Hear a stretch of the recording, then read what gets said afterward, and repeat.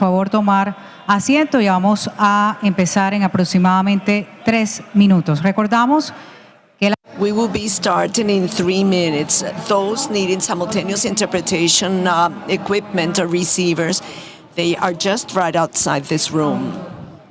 So you can get your headset there. We are going to have our first presentation or conference in English. So if you need interpretation, please get your headsets. solicitamos a todos los asistentes ir. We would like to ask all the attendees to mute your cell phones in order to avoid interruptions. Thank you.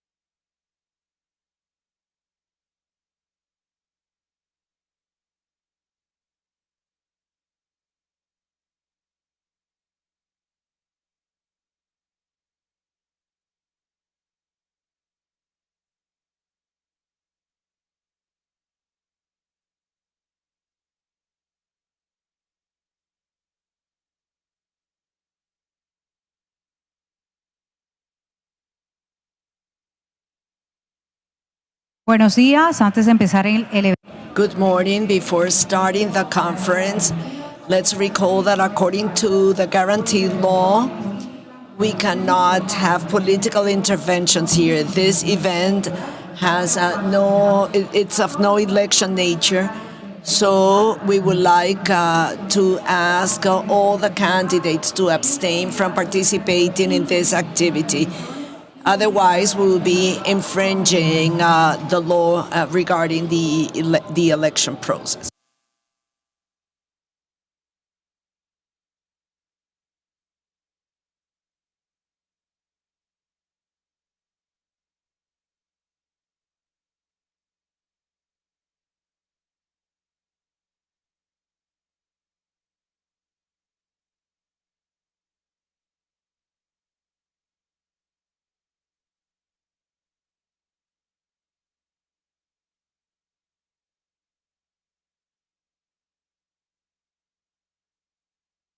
Hola, hola.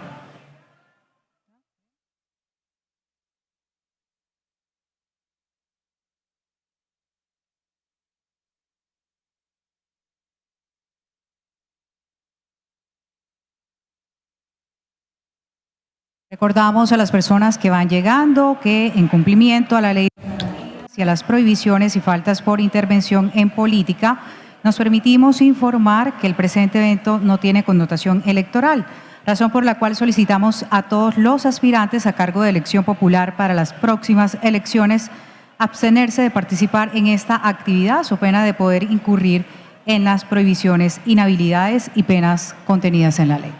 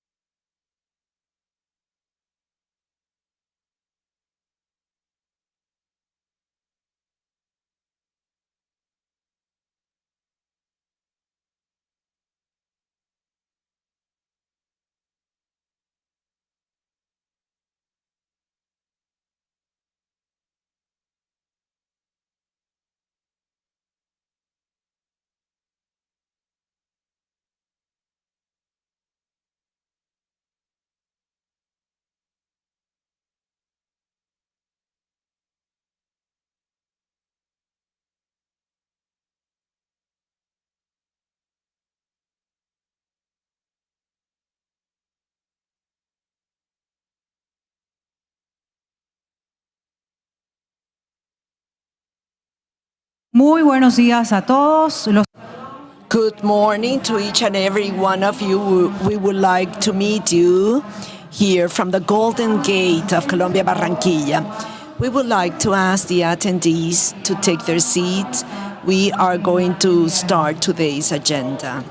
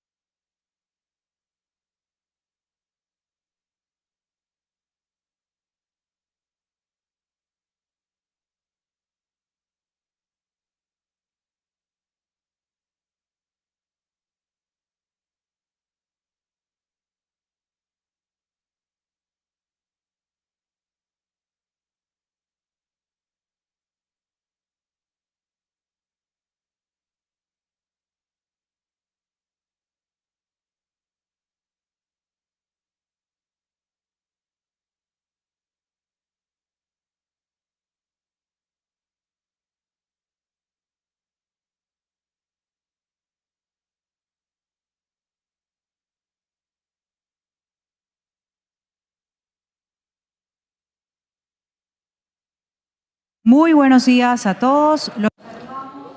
Good morning to each and every one of you. Special greetings from the Malecón at Barranquilla. This is a very special day. We are going to officially launch the roadmap for offshore wind in Colombia. We would like to greet all those who are connected through our social media. The Ministry of Mines and Energy, they are already interacting with us, so you can join us through Transición Energética, this hashtag. And also we would like to greet all the attendees. This roadmap considers the potential role of offshore wind in the development of the energy sector in the middle and long term in Colombia. And it offers recommendations on the next steps regarding formulation, policies, planning, and project development. We have an agenda where we will be sharing with you more details about this important project that is going to foster the arrival of new energy sources in our country. So we will invite you to take your seats. So if you want your headsets, you can get them outside, given that our first presentation is going to be in English. We're very happy to have you here. Barranquilla is a city well known because of its people and because of its natural resources, fauna, flora potential, its wonderful seas and winds that make us dream big. The Golden Gate of Colombia, the beautiful Barranquilla, is today being taken into account by the world. And if we do things right, we're going to get excellent outcomes. We are ready to keep on receiving development here on the Caribbean, where good news happen, and it's an important focus in Latin America. In order to start this agenda, we're going to have the first TED Talk by Mark Laybourne, Senior Energy Specialist, Offshore Wind from the World Bank. Let's give him a round of applause.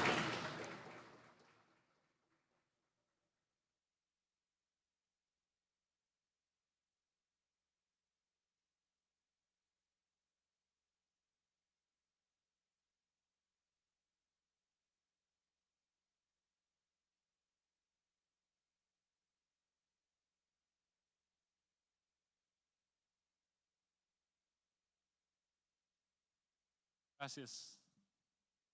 Hello? Hello? Can you hear me? Can you? Great. Gracias. Good morning. Morning, Minister, Ambassador, ladies and gentlemen. My name is Mark Laybourne. I lead the World Bank Group's Offshore Wind Development Program. I was delighted when Julian and the Ministry asked me to come and speak to you today about offshore wind. This is a subject that I'm really, really passionate about. So I'm going to talk to you for the next 4 hours about offshore wind and how wonderful it is. Julian's shaking his head, so I'll keep it to 15 minutes, but I'm going to try to convey to you some of the successes and show you how this industry is really going global and accelerating, and talk about some of the reasons why that has happened. Modern offshore wind turbines were designed and developed in Denmark, and this is where the industry started. 1991, taking you back 30 years, first project was installed, and following that, and more on that in a moment, but following that there was fairly low growth, very slow progress. And when I joined the industry, 2007, about 15 years ago, there was about 1,000, just over 1,000 megawatts, and very, very small projects. So everything was less than 100 megawatts. Small turbines, small projects, and not much had happened. And this was only in 5 countries in Northern Europe. Looking at the next 15 years, we've seen a 50-fold growth in the capacity. We've got over 57 gigawatts of offshore wind installed across the world, which is remarkable to see that growth. And the acceleration and that trajectory is going upwards. We're going to see a lot more growth. This industry is going everywhere around the world. And we've had 19 countries now install offshore wind, with China being the leader, but a lot of capacity now in Europe and elsewhere. This is a map showing the global offshore wind resource potential. And anywhere that it's red, orange, or purple is good. These are the good spots for offshore wind. And you can see that there are plenty of opportunities out there for offshore wind. And as I mentioned, offshore wind started in Denmark, and naturally around the North Sea, this is where the offshore wind industry started. Those 5 countries in the North Sea started installing offshore wind. And it has then expanded rapidly around Europe. And now with the advent of floating offshore wind turbines, we're seeing that move further out into the deeper waters, particularly down into the Mediterranean. And now World Bank is supporting countries like Turkey, Romania, Azerbaijan, so down in the Black Sea to expand and bring this industry out of Europe into other parts. But Asia has played a very, very important role. And I mentioned China being the world leader in offshore wind. Just last year, they installed 16 gigawatts, just in 1 year. We're seeing now uptake of offshore wind in other markets like Taiwan and South Korea, Japan, down into Vietnam and Philippines as well. America has also taken a very strong position in offshore wind very recently, with the government setting a target of 30 gigawatts of offshore wind by 2030. And just last week, the government announced plans for a leasing competition, so to award offshore wind projects to 16 gigawatts of offshore wind in the Gulf of Mexico. So very, very close to here. This is almost on Colombia's doorstep. Looking into Southern America, we've got spots in Costa Rica, obviously in Colombia. Colombia has some of the world's best offshore wind resources. But Brazil and Ecuador and Uruguay are also looking at offshore wind, and Brazil has got well over 100 gigawatts of offshore wind projects in planning at the moment. South Asia into India and Sri Lanka have also got some big plans there. India has got also a target of 30 gigawatts by 2030. And we're also looking now at Southern Africa. There's, again, fantastic potential. But some of the reasons for doing this and why these countries are moving into offshore wind, well, a couple of the big reasons are the output of offshore wind is generally much higher than onshore renewables. It's a lot easier to integrate. The output is larger, the output is more steady and stable. Offshore renewables, offshore wind also avoids the use of land. And while some of these countries are very large, like India, their resources are centered in certain areas that may be sensitive or very hard to develop projects. So it's a really good reason to move out into the sea and explore other opportunities in these countries. I wanted to talk about some of the reasons for success. And for the sake of alliteration, I've chosen 3 S's: scale, skills, and sustainability. And I'll talk about each of those 3 over the next couple of slides. I mentioned the first project, which was started in Denmark in 1991. This is the Vindaboo Project, and I'm looking at my Danish colleagues to see if I've got that right. I think it is. This was a very small project. It had 11 turbines. It was essentially an onshore wind project that was just moved offshore, slightly offshore into the sea. Onshore wind turbines that had been slightly modified to use to protect them from the salty sea air. It had a very modest output and was fairly simple and rudimentary. But it started something. It started something big. And fast forwarding now 30 years, the Hornsea 1 project, which was commissioned last year off the coast of the UK, this is the world's largest offshore wind project. Just one of these turbines, 7 megawatts, produces more electricity than the whole of that first project combined. And the scale of this project is massive. I am from a very small island, the island of Jersey, which is a British island, and my island would fit 4 of those islands within the space of this one wind farm. These are the huge projects now. We've gone from very small to very, very large. And this project is also a very long way offshore, so that those 174 turbines that are in this project are about 120 kilometers offshore. You cannot see them from shore.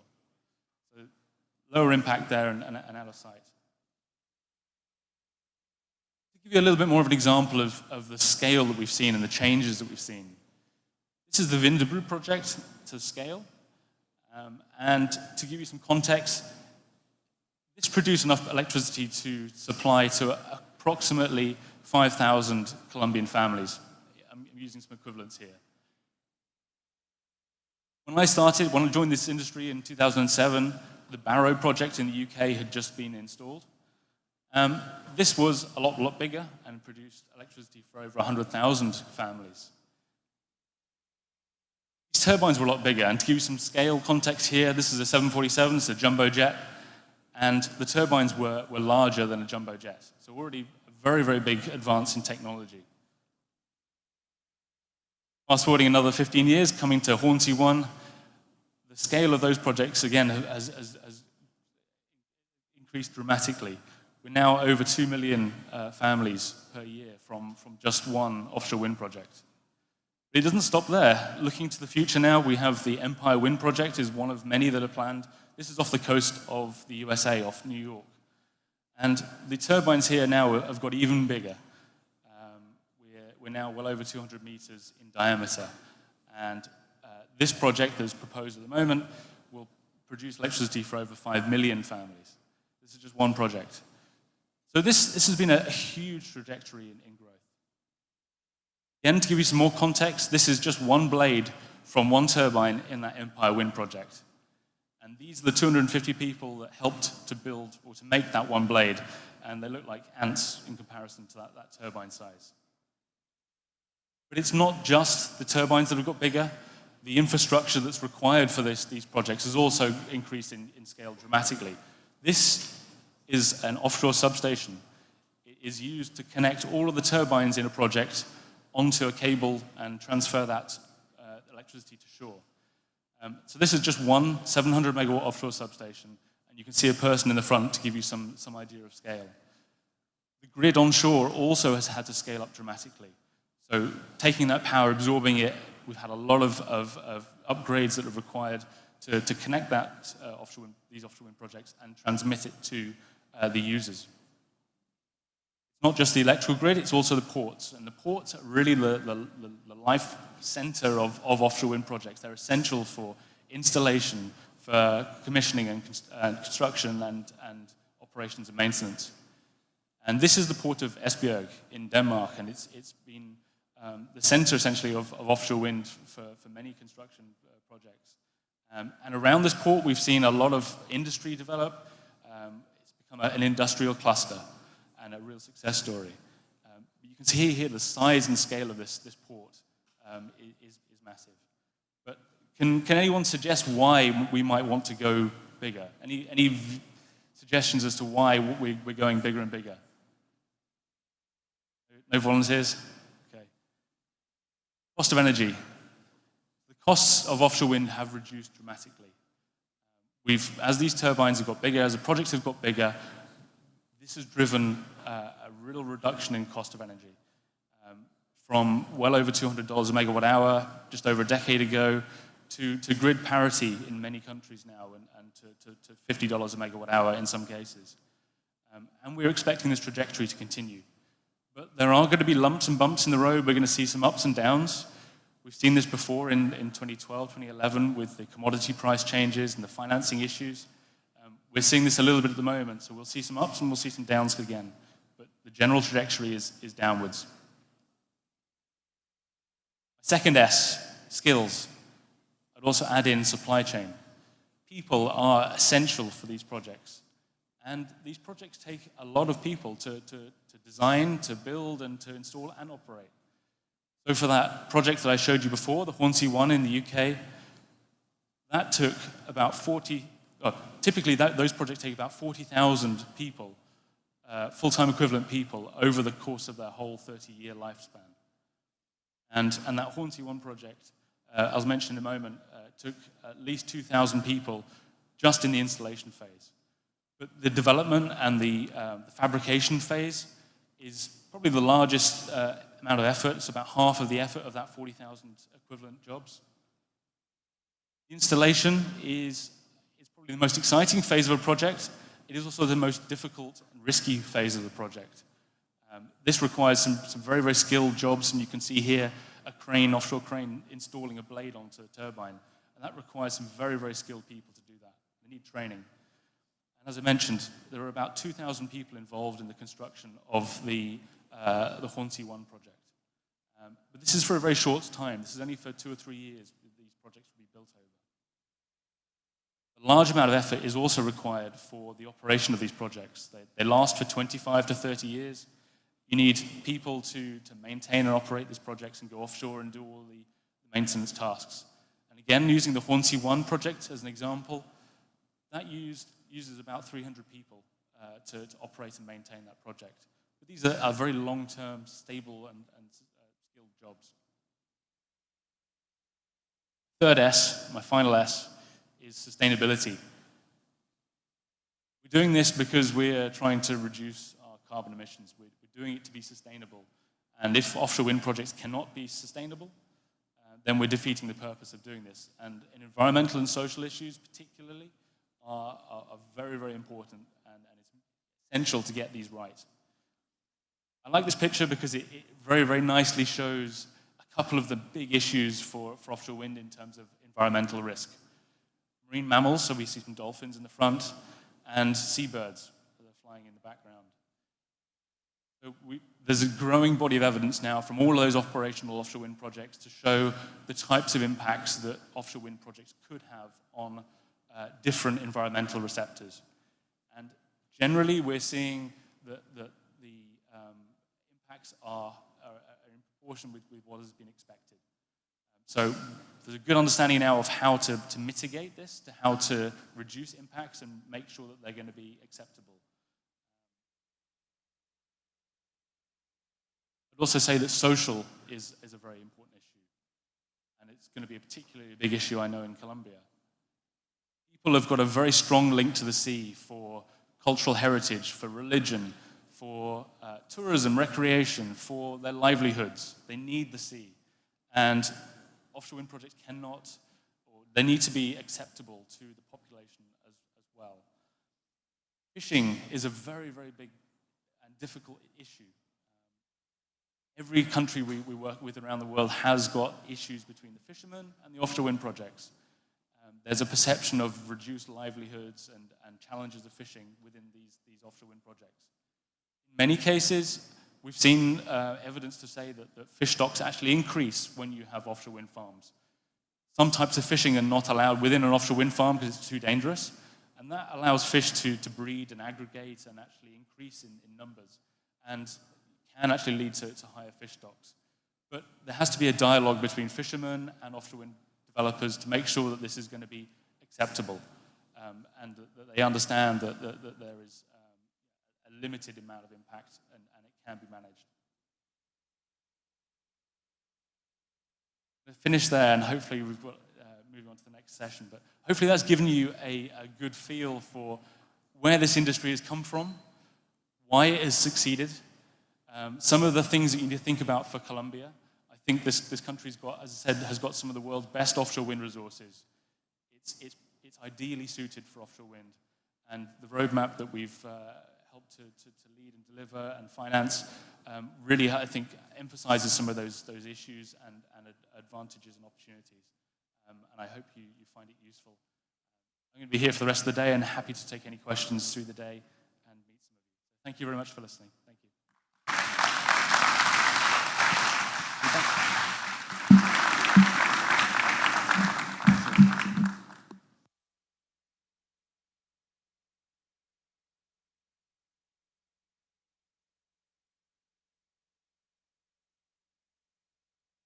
Gracias, Mr. Mark. Thank you, Mark. Okay, we are opening a cycle of transformation and improvement of the lives of our people and the environment.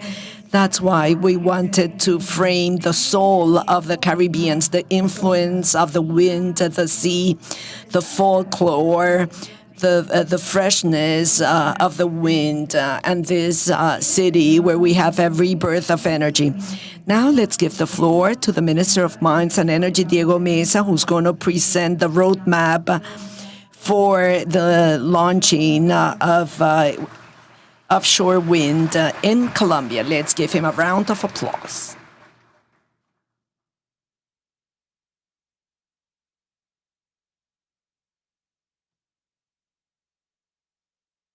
Bueno, muy buenos días a Good morning to each and every one of you, to those who are here present, those that are connected through the different virtual platforms. Special greetings to Ambassador Eric Hoff from Denmark, to the delegation of the UK government, to the delegation of Denmark, World Bank. Mark, that was a great presentation. Thank you very much. You're going to make my life much easier now. After Mark's presentation, it's going to be easier to present the roadmap. And also special greetings to all our friends from the government. What we're going to be presenting here is the result of a work articulated with DIMAR, which has been one of the members of our team in the design of this roadmap, the Minister of Transportation. We have the Vice Minister. We have a representative from ANLA, from UNAP.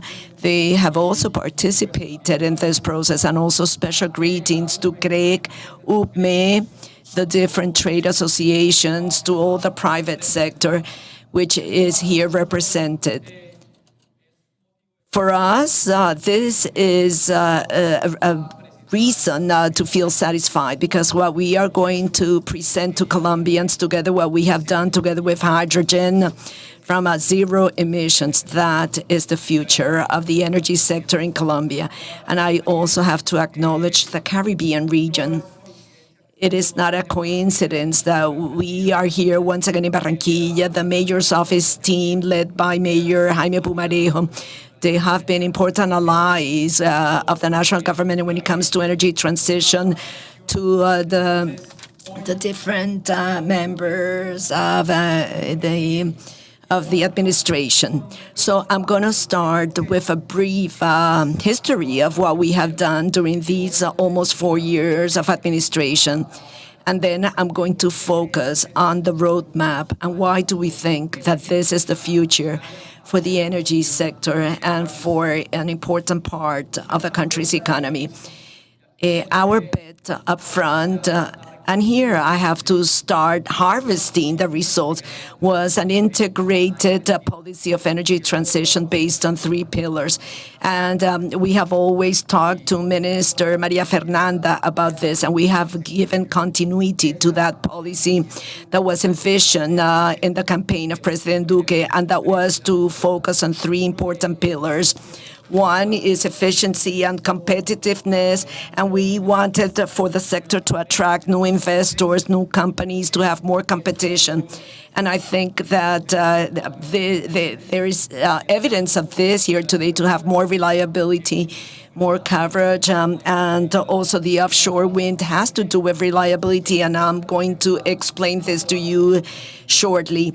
And it has to do with sustainability and the fight against climate change, or sustainability as they talk about at Ecopetrol. When we arrived here in 2018, we knew that we had renewable natural resources of world class. Starting with water, we're one of the 5 countries with more renewable resources in the world. And that was the only resource that we were using in a significant manner in the energy sector, in the electricity sector. But we also had a great potential when it comes to solar and wind energy. And the figures are there. It's a capacity that exceeds the world average with 4.5 megawatts per square kilometers. It is much higher than the world average. And when it comes to wind in the continental part, winds of around 9 meters per second, which is twice the world average. And we decided to see, well, since we were using water already, during the past 30 years, how to start exploiting in a commercial way the solar and wind resources. And that's why we first started with what was more important, mainly building over what was already built, because a process had started in 2014. So the idea was to enhance this and to have a better calibration of the regulatory and policy frameworks. And we started with the National Development Plan, making the adjustments to Law 1715, thinking how to balance the playing field in order for the incentives to be as appealing to existing and to newcomers.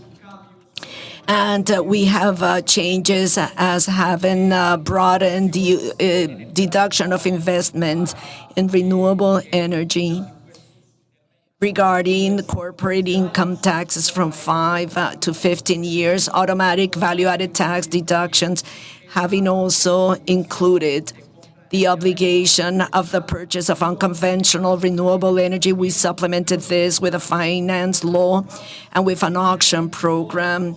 And at last, everything was consolidated with an energy transition law that was published June last year, where all the benefits were extended also to new technologies, storage, low-emission hydrogen, carbon capture, sequestration, and smart measuring or metering, and we established a comprehensive framework in order to move on when it comes to energy transition. Moreover, with the articulation of other entities, we moved forward in the implementation of the recommendations of the Energy Transition Mission, which was another project early on in the administration, as you saw in the stock exchange with the President, Minister Restrepo, Minister Correa. We launched the green taxonomy so that investors will have a guideline on which projects really contribute to the objectives in the fight against climate change. and also how we want for this energy transition policy to be state policies and not government policies. We came up with an energy transition CONPES, which included the comments of all the stakeholders, and also the Minister of the Environment led the presidential approval regarding climate action. So we have an integrated policy in which we are articulating all the efforts of the different ministries. This is a graph that we update every single day. It shows the before and after, how we started in 2018, how are we doing regarding April 2022, and what's coming for the future. And we start with unconventional renewable resources, 28 megawatts of installed energy in 2018. Today, we have more than 27 times what we found in 2018, almost 800 megawatts of installed energy. And by the end of the administration, we will have had a 50-fold increase. And there are some projects that are in the construction phase, and by 2023, they are going to give us 3,400 megawatts of installed capacity. Most of them wind and solar projects. So we are speaking of a thorough transformation, and in the future, this pipeline is going to continue growing and will reach 20% of the energy mix of renewable energy resources in future years. We have bet on other energies, not only wind and solar energy, and we have many things to share with you. Sometimes we do not give to this the importance it should have in the media.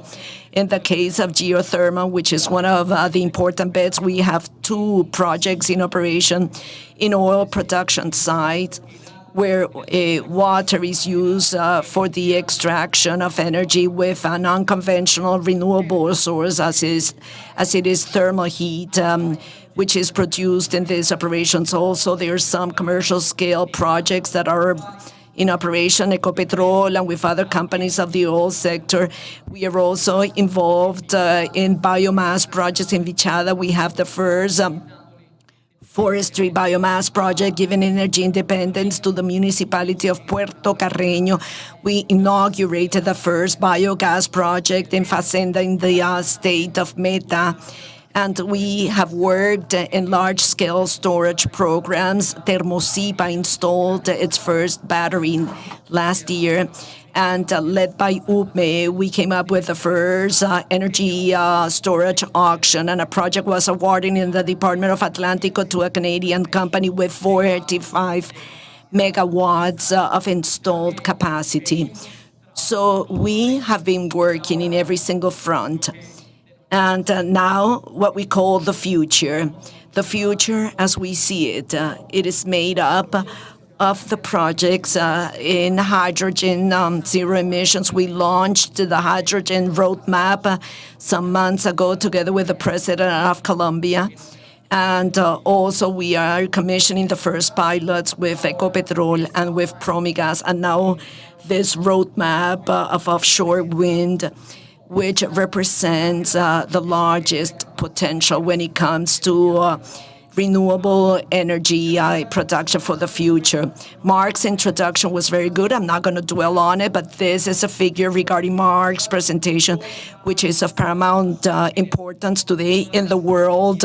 We have more than 57 gigawatts of installed capacity of offshore wind projects, and this is an industry that works and that grows in more than 45% between 2018 and 2020.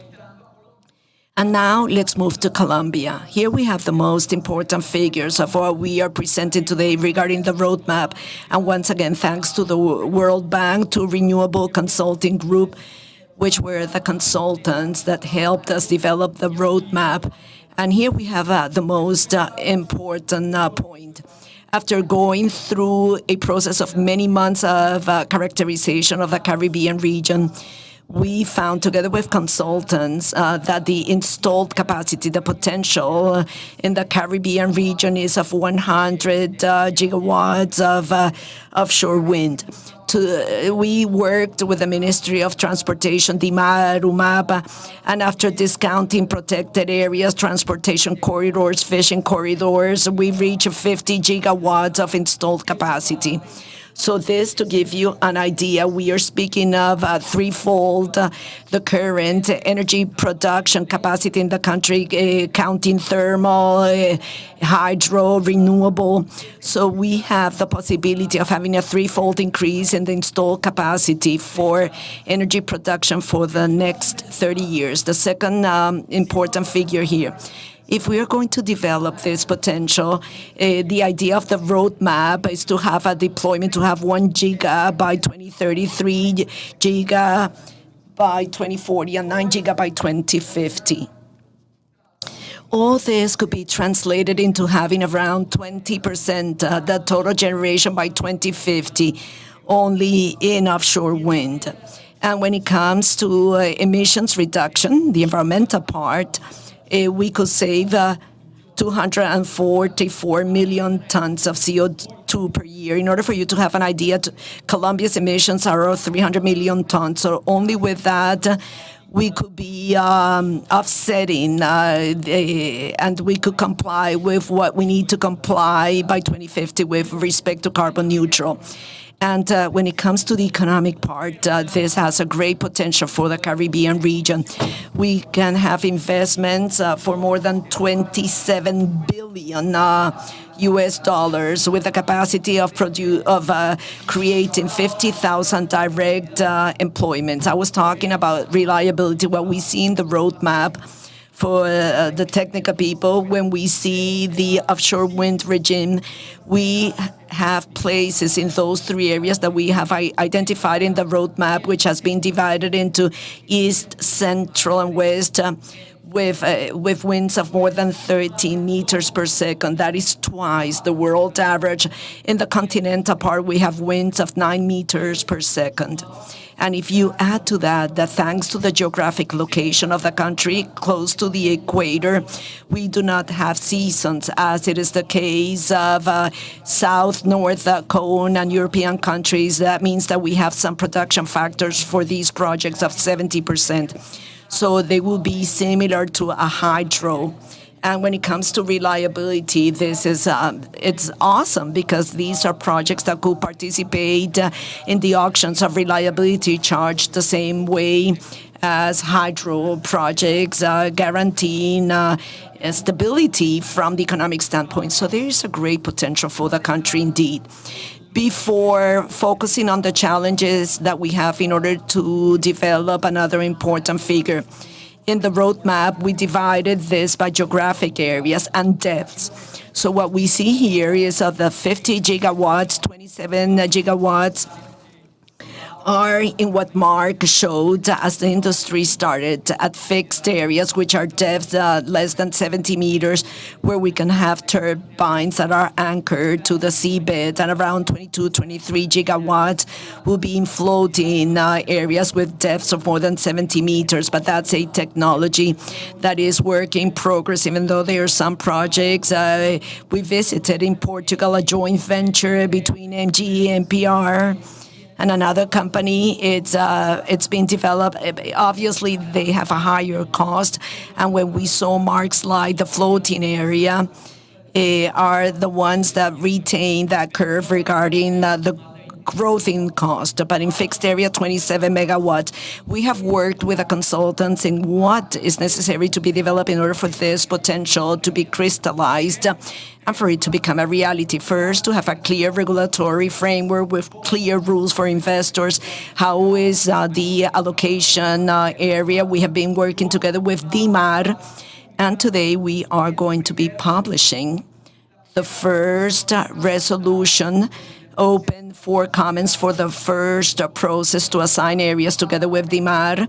so that we can start testing the market and to start the process of allocation of competitive areas. Second, we need to have conditions that will enable the interests. We're working with the Ministry of the Environment, with ANLA, in order to have the terms of reference to request environmental assessment studies and environmental licenses.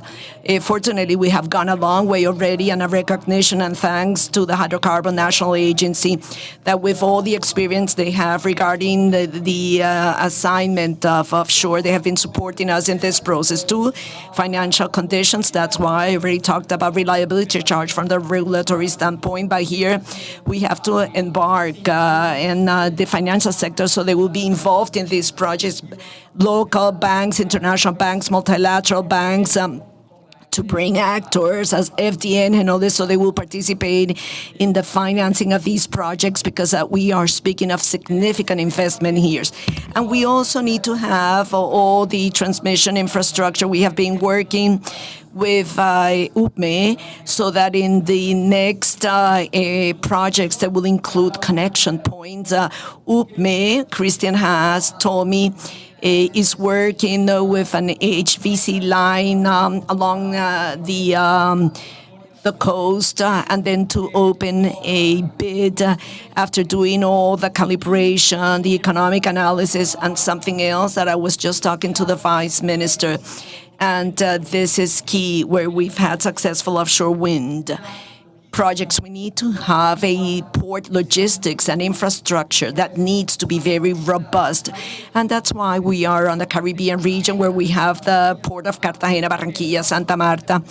But it is indeed necessary to count on all the logistic infrastructure and to strengthen it in order to accomplish the project's marks, figures on the size of the turbines, of the blades, of the assembly, the hydro generators.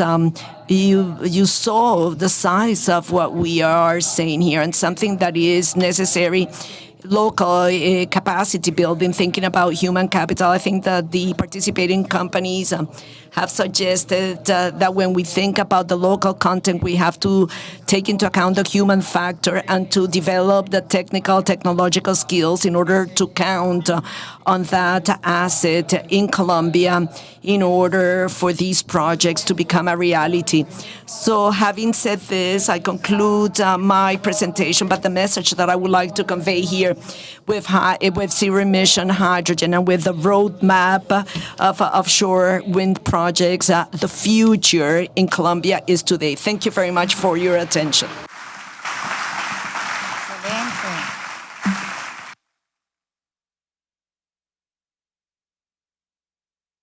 Gracias, Ministro Diego. Thank you, Minister Diego. Without any doubt, the institutions that participate are also. I would like for you to listen to the President of the UN, President Minister Alok Sharma, President of COP26. Greetings. It's a pleasure to send you a message today. As President of the United Nations Climate Change Conference, COP26, it's been my absolute pleasure to work with the government of Colombia. And I want to pay particular tribute to President Duque and indeed the whole ministerial team, whose unwavering commitment to the country's energy transition is absolutely crystal clear. And I want to thank them for all of their support of COP26. And I very much applaud their strong climate commitments, from a target to be carbon neutral by 2050 to a pledge to cut emissions by 51% by 2030. And I very much welcome the Offshore Wind Energy Roadmap launched today. This is a clear example of the type of action the world needs to take to translate climate commitments into action. At COP26, the countries of the world achieved a historic outcome, and together we forged the Glasgow Climate Pact. And this keeps alive the ambition of limiting the rise in global temperature to 1.5 degrees centigrade, and it charts a course to a clean and resilient world. Our task now is to deliver and turn commitments into action. As I say, Colombia's offshore wind energy roadmap is an excellent example of how we can do so. And I'm delighted the UK government has supported it. And we're committed to continued collaboration with Colombia on offshore wind and indeed other areas to help accelerate the move to clean power. With this expansive coastline, Colombia has enormous offshore wind potential. The UK itself has one of the largest offshore wind sectors in the world and therefore has much to offer to help unleash Colombia's offshore wind potential. The UK aims to grow the size of our offshore wind sector by 5 times by 2030, and the sector is reviving our industrial heartlands and creating thousands of jobs. The UK is home to expertise in everything from policy development to operations to maintenance. And so we look forward to continuing to work with Colombia on the clean energy transition. Together, we can change the way we power the world, create a clean and prosperous future, and protect our precious planet. Thank you.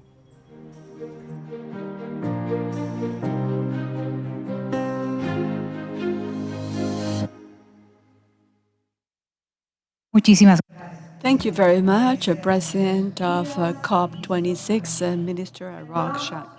We want to greet all people that are connected through our social media. We have more than 200 people connected right now. I want to greet Olga Shirley Acosta, connected as well, Joanna Neme, Alexandra Marin, Alexandra Valderrama. We have our followers connected through the YouTube, Facebook of the Ministry of Mines and Energy. You can join our conversation with hashtag Transición Energética. We move on with the agenda, and we're going to have the panel number 1 that is called Enablers and Challenges for the Development of Offshore Wind Energy in Colombia. We have as a moderator Mauricio Acevedo, a leader of Energy Arupa, Josefina Sanchez, director in charge of ANLA, Jaime Pumarejo, the mayor of Barranquilla, Cristian Jaramillo, director of UPME, Olga Lucia Ramirez, vice minister of infrastructure at the Ministry of Transportation, and Vice Admiral Jose Joaquin Amezquita, General Maritime Director of Colombia. We welcome you to come up to the stage to develop our first panel, Enablers and Challenges for the Development of Offshore Wind Energy in Colombia. A round of applause, please.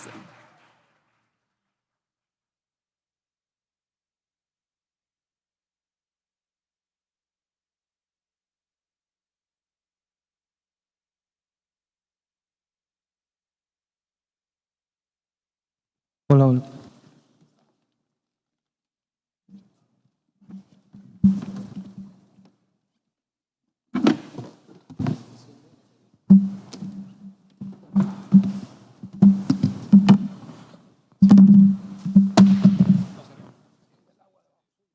Perfecto. Bueno.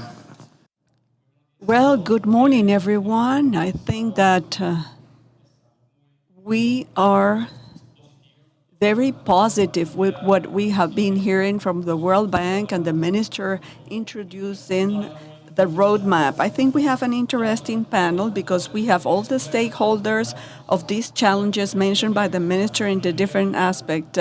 Energy planning, economic development, infrastructure, port infrastructure development, environmental licensing, and the exploitation area management. So we have the adequate ingredients in order to clarify some of the doubts or the expectations that are generated by those that would like to invest in that type of technology. And to start, if they can tell us what are the challenges and what are the relevant points that they have in each one of the roles that you have. I will start with the ladies first. I don't know, maybe Josefina. We can start with you, please.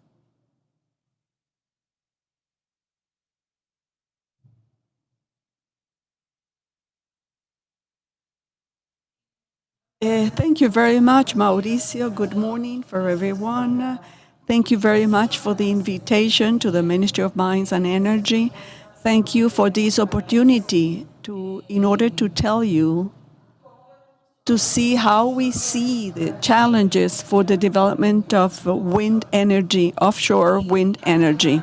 And I would like to start telling you that environmental licensing is like an enabler for the execution of the project. I mean, to do it, to build it. And that construction that will flow for environmental licensing process, some things must take place before. And that before becomes the roadmap that the minister has presented to us and that has contemplated several interesting topics. I would like to divide it in three groups. First, we have the regulatory aspect. Second, the knowledge and planning of marine space. And the third point, I will get into the ANLA challenges specifically. So in the first point, the framework of the legal framework, the minister already talked about the terms of reference, which are very important here. And we have to say that the terms of reference, when they become like a guide for the development of these projects, the ideal is to be for these terms of reference to be tuned up with the activity, so they will not request, things that are not applicable to project development. And these projects have a particular aspect. If they are too close to the coast, in shallow waters or a very deep water, the analysis is going to be different. The second thing is how the studies are presented. We have them for onshore projects, but they should have offshore chapter as well. So the Ministry of the Environment will start playing an important role here, because the Ministry of the Environment is the agency that will give viability to these documents. In the planning and knowledge aspect, there is the opportunity of providing more details about the roadmap scale. The minister said we had a generation capacity, but when we take out the fishing corridors, when we take this corridor, that capacity decrease, because you start getting, you will know the space. So I would like to show you here the first slide. We, up to now, we have issued 9 terms of reference that were requested specifically. So the proposal, the general proposal is given to the Ministry of the Environment. So they are the ones that will be carrying this out. But in the next slide, I would like to show you, this is oil and gas. This is what we have a license, the licenses that we have given for oil and gas today. And the third slide, see how they are overlapping. You can see how some of them are one next to the other. To start looking at this, what the minister is presenting, and that is important, the knowledge of the space, of the marine space. So that is important. And the third aspect is the participation of INVEMAR, UNAP, the agencies that do have the knowledge about the sea. It is very important, so when we will get into ANLA, they will have already developed the context with knowledge in order to obtain an environmental license that will flow without any problem, that will have all the data. We have already a process that has been undertaken in knowledge, a process in order to advise about these terms of reference, and also impact standardization, knowledge about the different issues that may come out, climate change, how to work with climate change in the framework of environmental licenses, and that is included as well, and to move on with the effectiveness and the opportunity, and how can we expedite this, and that becomes an important aspect in the project execution. I think this is how we can link the challenges of these projects. Thank you very much, Josefina. Olga, now infrastructure. There is an important port requirement. The World Bank showed this. So what are the challenges at the ministry's standpoint? Thank you, Minister. Thank you for the invitation. This shows that we are working in an articulated manner. So in order to make possible for this roadmap to really take place. The most important thing is that the Transportation Minister will have to lead the development of infrastructure and logistics so the project can take place. This is a main challenge for us, but this brings along some other activities. First, we have to see, and I think that we have the experience, Minister, in the wind farms inside, what is the infrastructure that we have today and what we require. This is important in coordination terms because we have concession agreements, we have some topics that must be checked with the current conditions, especially in the ports that have been already identified as potentially developable for this roadmap. So we need to see how it's going to be developed. I have to say that Colombia has a great potential and has adequate infrastructure at the port. We're speaking about Barranquilla, Santa Marta, Cartagena. Of course, we will have challenges, and I'm not going to get into all details because the roadmap document has the details about each port. But I know, for example, there is a great limiting factor, and that is the access canal. And we need to identify the bottlenecks in infrastructure to see if we are going to develop it. In Cartagena, we have a lot of space, but we have logistic issues and logistic coordination issues. Sometimes the yards are too filled, the area, so it requires coordination so we can get the cargo. We have to check infrastructure, what is the potential, and what it's needed. With the National Infrastructure Agency, we have to see we have sufficient yard capacity because, as we saw, these are large elements. If they are going to be able to be stored, maneuvers in the ports, all that needs to be checked. And we have a first challenge there. We have to now sit down with the private people that are interested. This requires a lot of actions, and precisely it will imply initial coordination. Another challenge is foreign trade management. We have seen and the situation of world logistics, all the issues that we have had in Colombia that have implied challenges in logistics with the end of with the customs and cargo nationalization. We do not have to stop this cargo. We need to have a coordination with the AN and with all the agencies that have these cargo custom relief. Additionally, we have to look at the not only the maritime side, but we need to transport oversized cargo inland, and we have had the experience.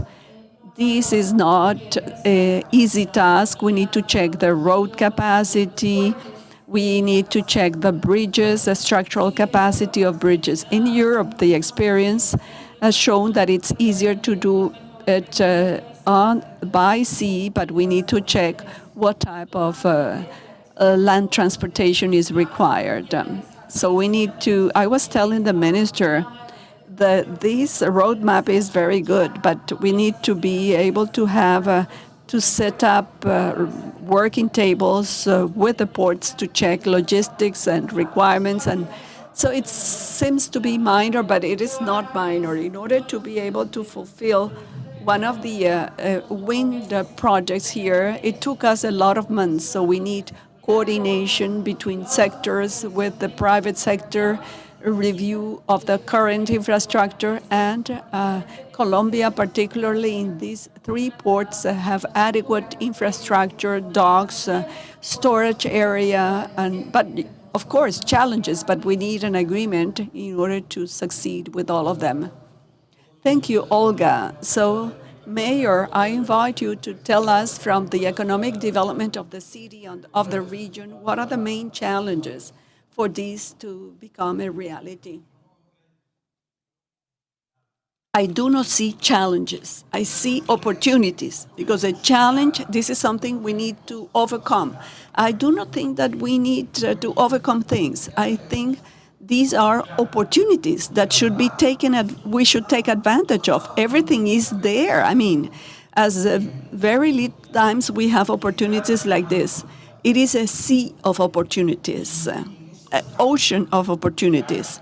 And we have there is the desire of a government that it's executing the public policy as never. I told Minister Mesa in several weeks that this government is going to have ready to be installed a hydro Ituango, which is a renewable in installed capacity. Hidroituango will succeed, but when they turn on the turbines, we will have the same capacity of renewable power and renewable energy. So we will have that, and that is great news, because we are out of an energy matrix that 70% of our matrix was renewable because of hydropower. So we have a great opportunity. In terms of Barranquilla, how we see it and why we are so happy with this opportunity, because it will help many industries that do have an opportunity of being off-takers without the need of including them in the interconnected grid. What type of industry? Many industry. But just to give you an example, monomerous, when they learn about this possibility, they sign an MOU because they want to introduce the production of green ammonia in their processes, first for fertilizers and then as a player in the energy world to export and sell hydrogen through this industrial process. It is in their plans, but at the same time, Colombia is receiving visits. Minister is assessing also the opportunity of many companies that would like to come and participate in that opportunity. Hydrogen is not a far future. Not long ago, I was in Rotterdam seeing how Shell had a leasing of the first 2 areas for the production of industrial plants at large scale.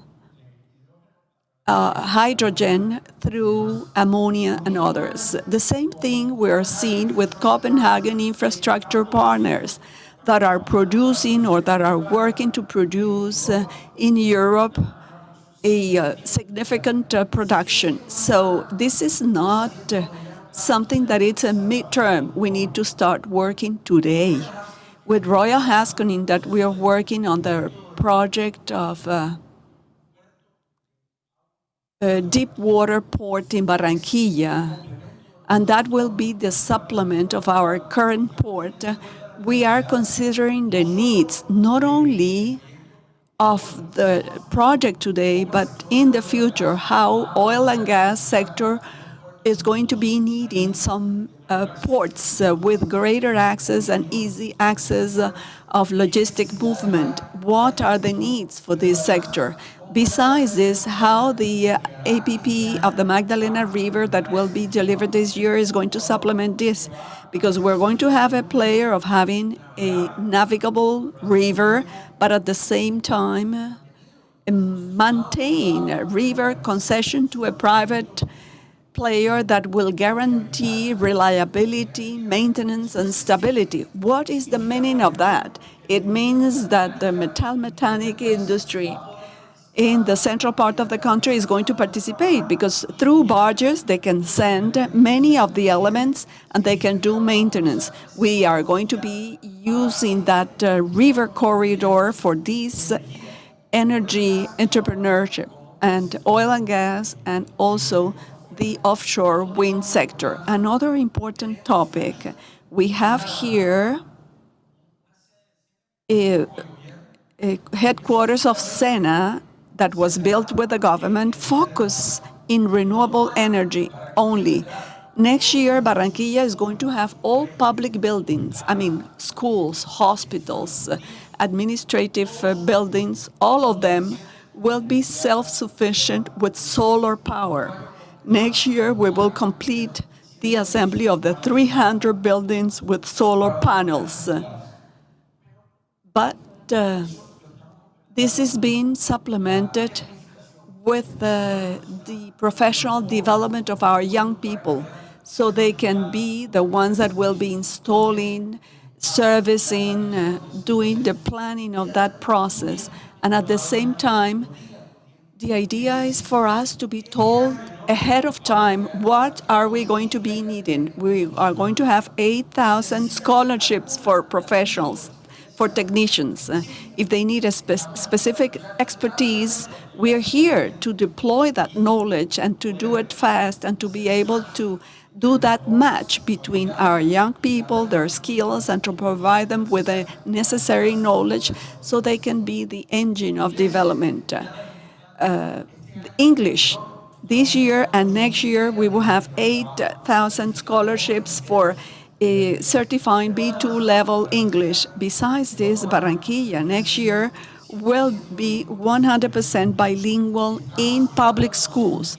And we're taking to the council a project, a bill that will be, after 8 years after my mandate, there will be an agreement with the British Council so that during these 8 years, the British government will be managing this bilingualism project in Barranquilla. So we're giving the opportunity to companies to come and say, we have human capital here, we have a city that is open, and there is also planning and structuring with the port sector that will allow us to start. But I would like to underscore something. The great opportunity for industry that will be here in the Colombian Caribbean, I maybe do not need to use the interconnected system. I can use the power today for large scale. Just in this corridor, we are here what we call the Malecón. If we go to the Via 40, we have had conversations already with industrial producers that require more than 500 megas for their enlargement. And they say maybe a cable in that sector of shallow waters to the Via 40 will be more profitable and more efficient than go to the grid. And we can lower the needs of financing. So there are great opportunities, many opportunities. Thank you, Mayor.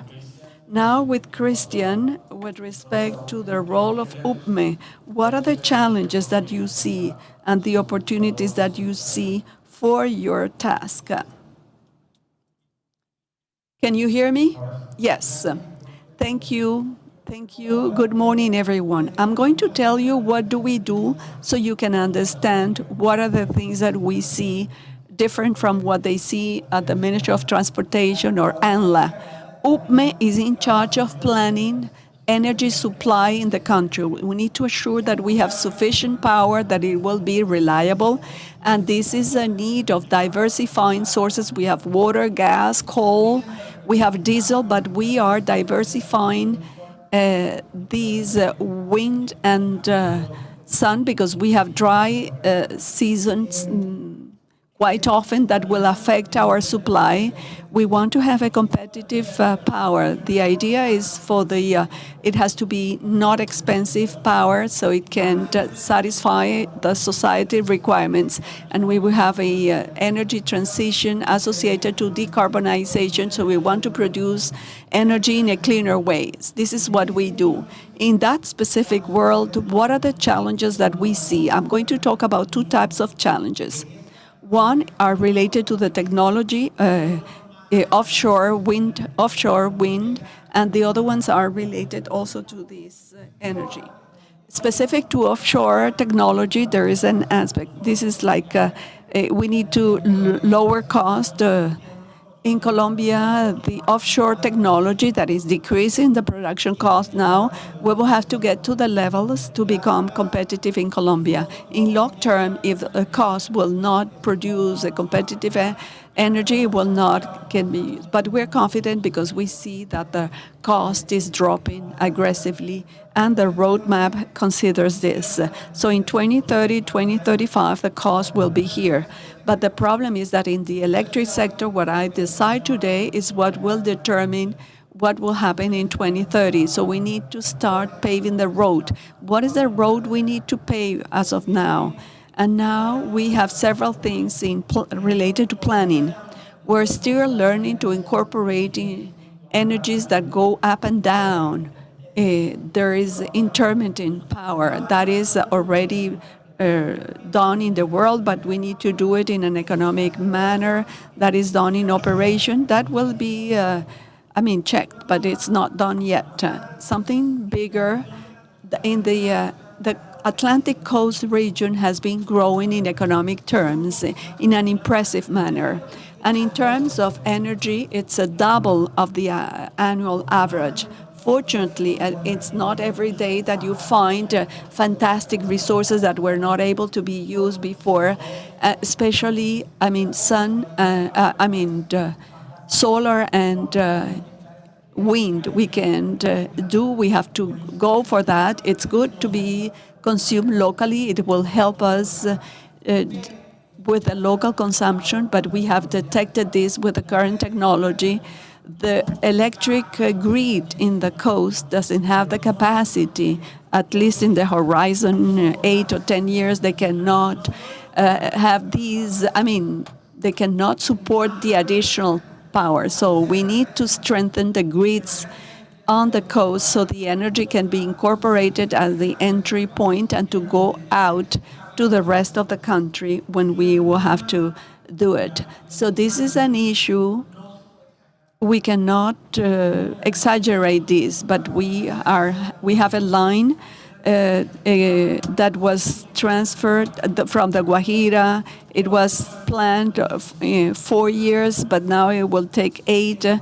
So the problem of building linear infrastructure, both in urban areas and in the rural areas associated to consultation and licensing, not so much to licensing, but the consultation and the discussions with the territory, this is an issue that we need to solve.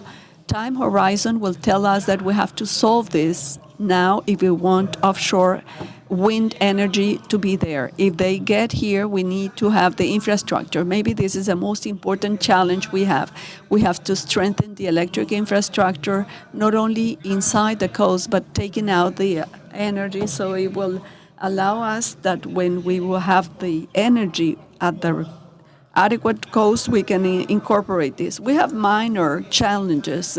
It's there and we know how to solve it, but we need to do it.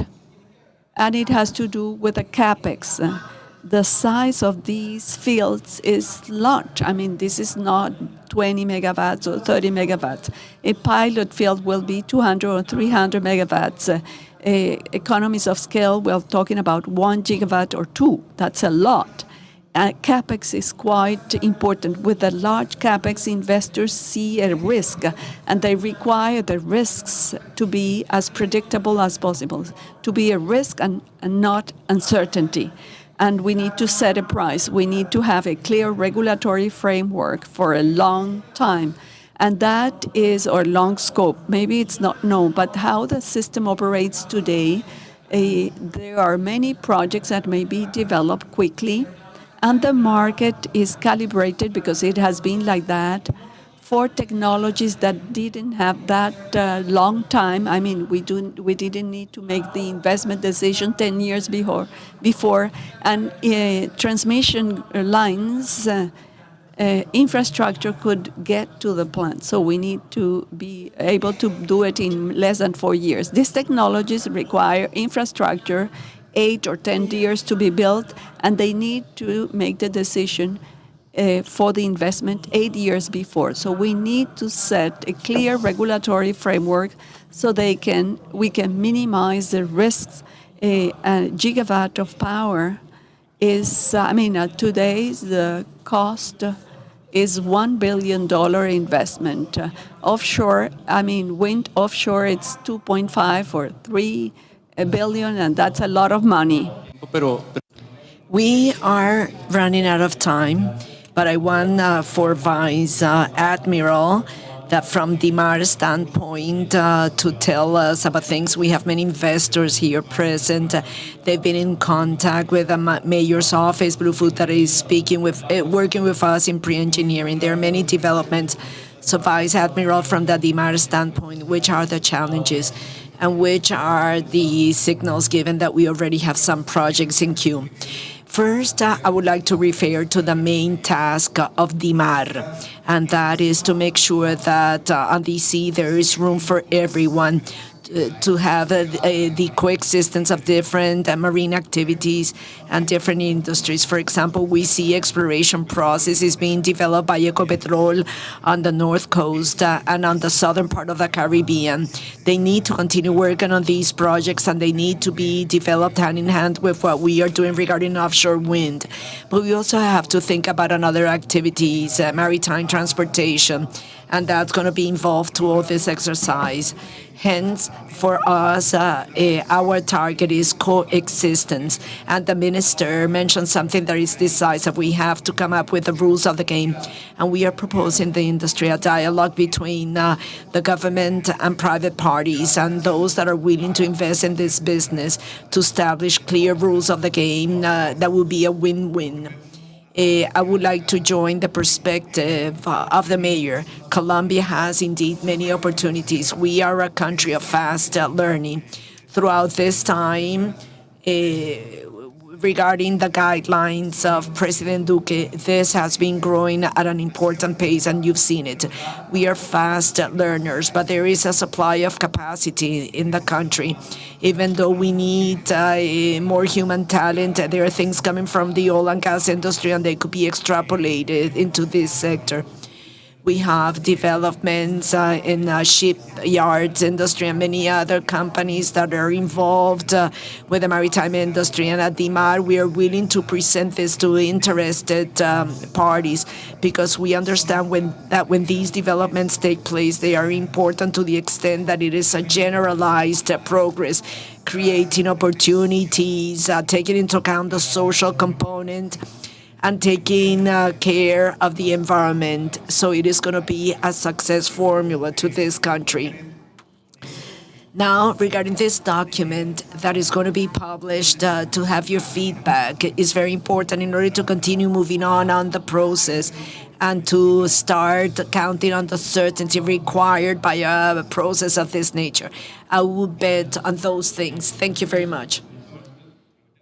I think we already have clear ingredients on the bets of all the entities that you manage amongst the audience. And based on the conversations, we see that investors are willing to come to bet on the long term. Some investors that have already invested here, others are newcomers. So whatever is set forth in the roadmap is going to benefit us regarding competitive cost. So thank you very much for your participation, and I hope that this has been very fruitful for all of us here present.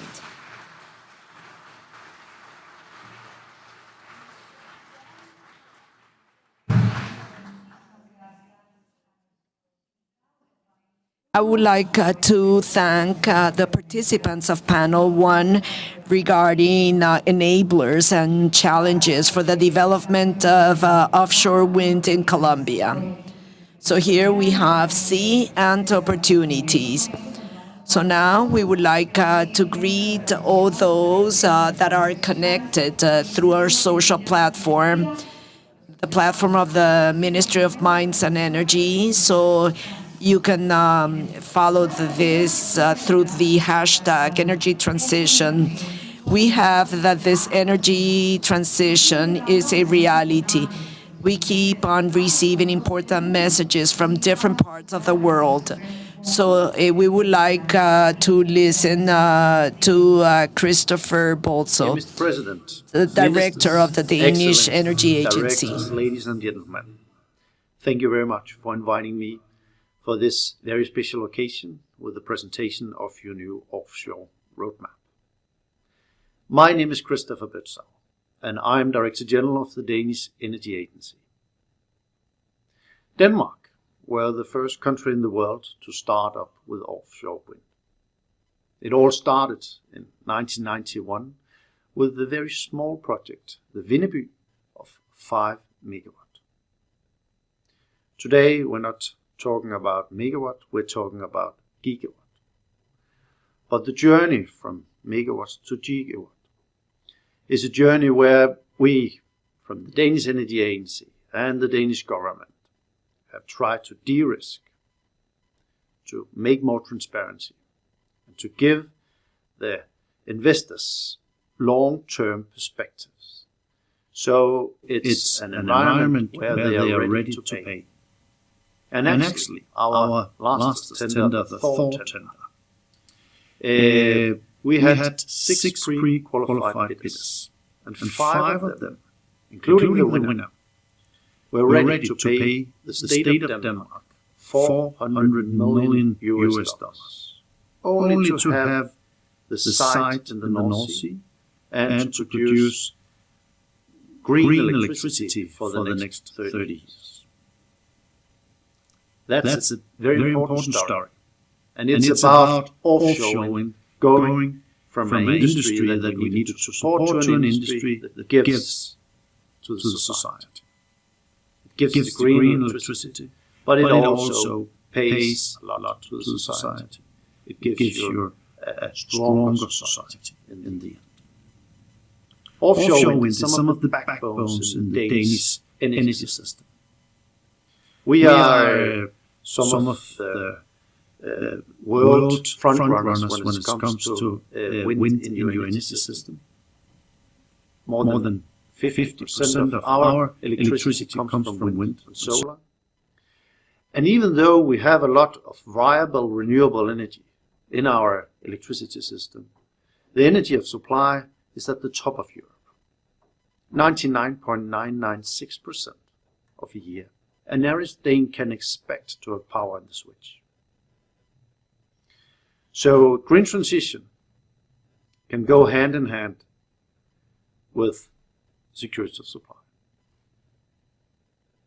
My government had just presented some weeks ago some visions of using the potential of offshore wind in the North Sea between Denmark and UK. The potential is more than 40 gigawatt, and that's very high numbers for Denmark and for Northern Europe. But when I look at Colombia, 4 gigawatt is a small number because you have 100 gigawatt in potential. This new roadmap that you're presenting today is some of the first steps for using this potential for the benefit of Colombia. We from the Danish Energy Agency are ready to support you as we do today with a close partnership between the agency and our partners, ministries in Colombia. We exchange technical knowledge. We exchange the do's and don'ts from the 30 years journey that we have been on in offshore wind. The journey is going to start in Colombia, but I'm sure that it will be a very fruitful journey for offshore wind and indeed for Colombia. Congratulations with your roadmap. I wish you the best luck. Muchísimas gracias. Thank you very much. And most likely we're going to need that luck and teamwork of all the different ministries of the national government, as well as private companies joining this project. Now we are going to have our panel 2, finance opportunities for the deployment of offshore wind projects in Colombia. We have as moderator Camilo Neira, UK Export Finance Regional Head Peter Hamel, Vice President, CIP, Carlos Martin, CO Blue Float Energy, Pablo Suarez of the onshore unit of Siemens. So we would like to invite you to join us on stage. So let's give our panelists a round of applause.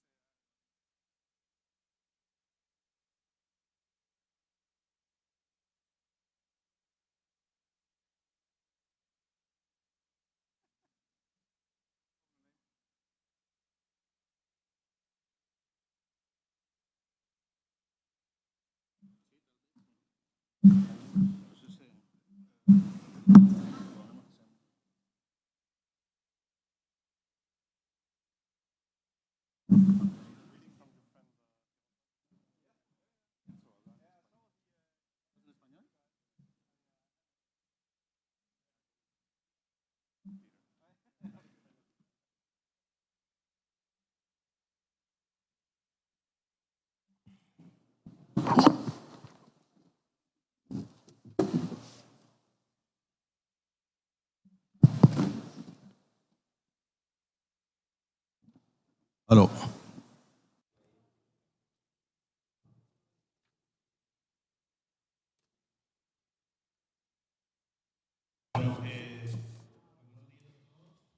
Good morning.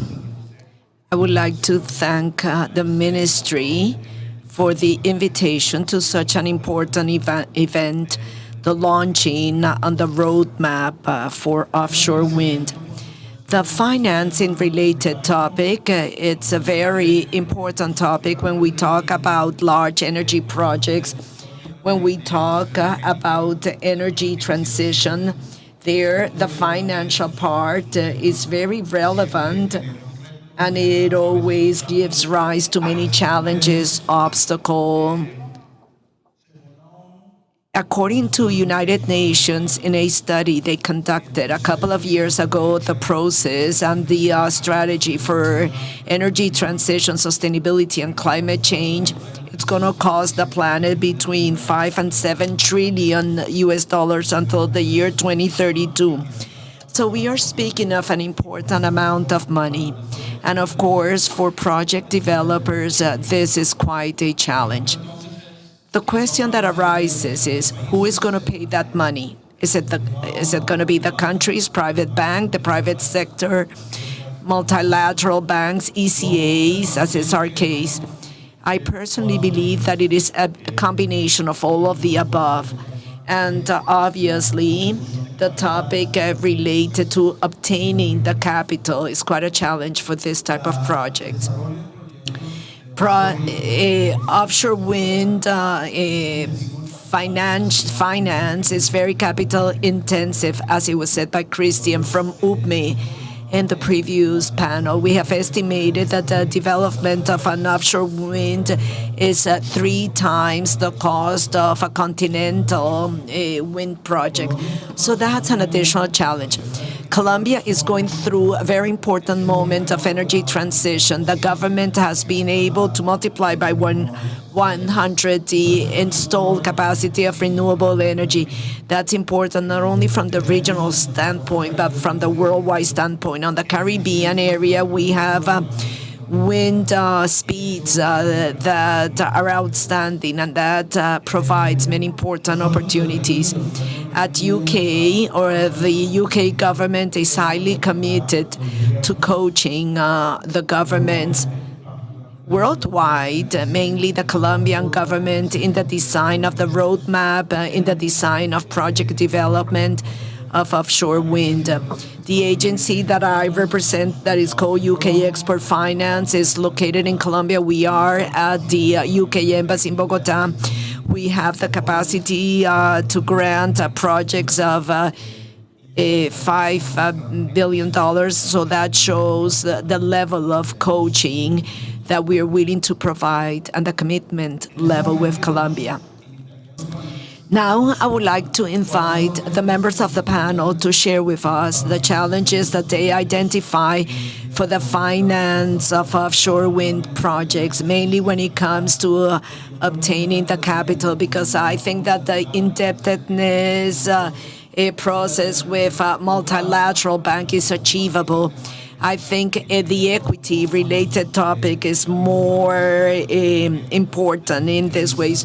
So I would like to invite the panelists to tell us how to tackle this. I don't know if Carlos from Blue Float, they are already working on a project in Colombia.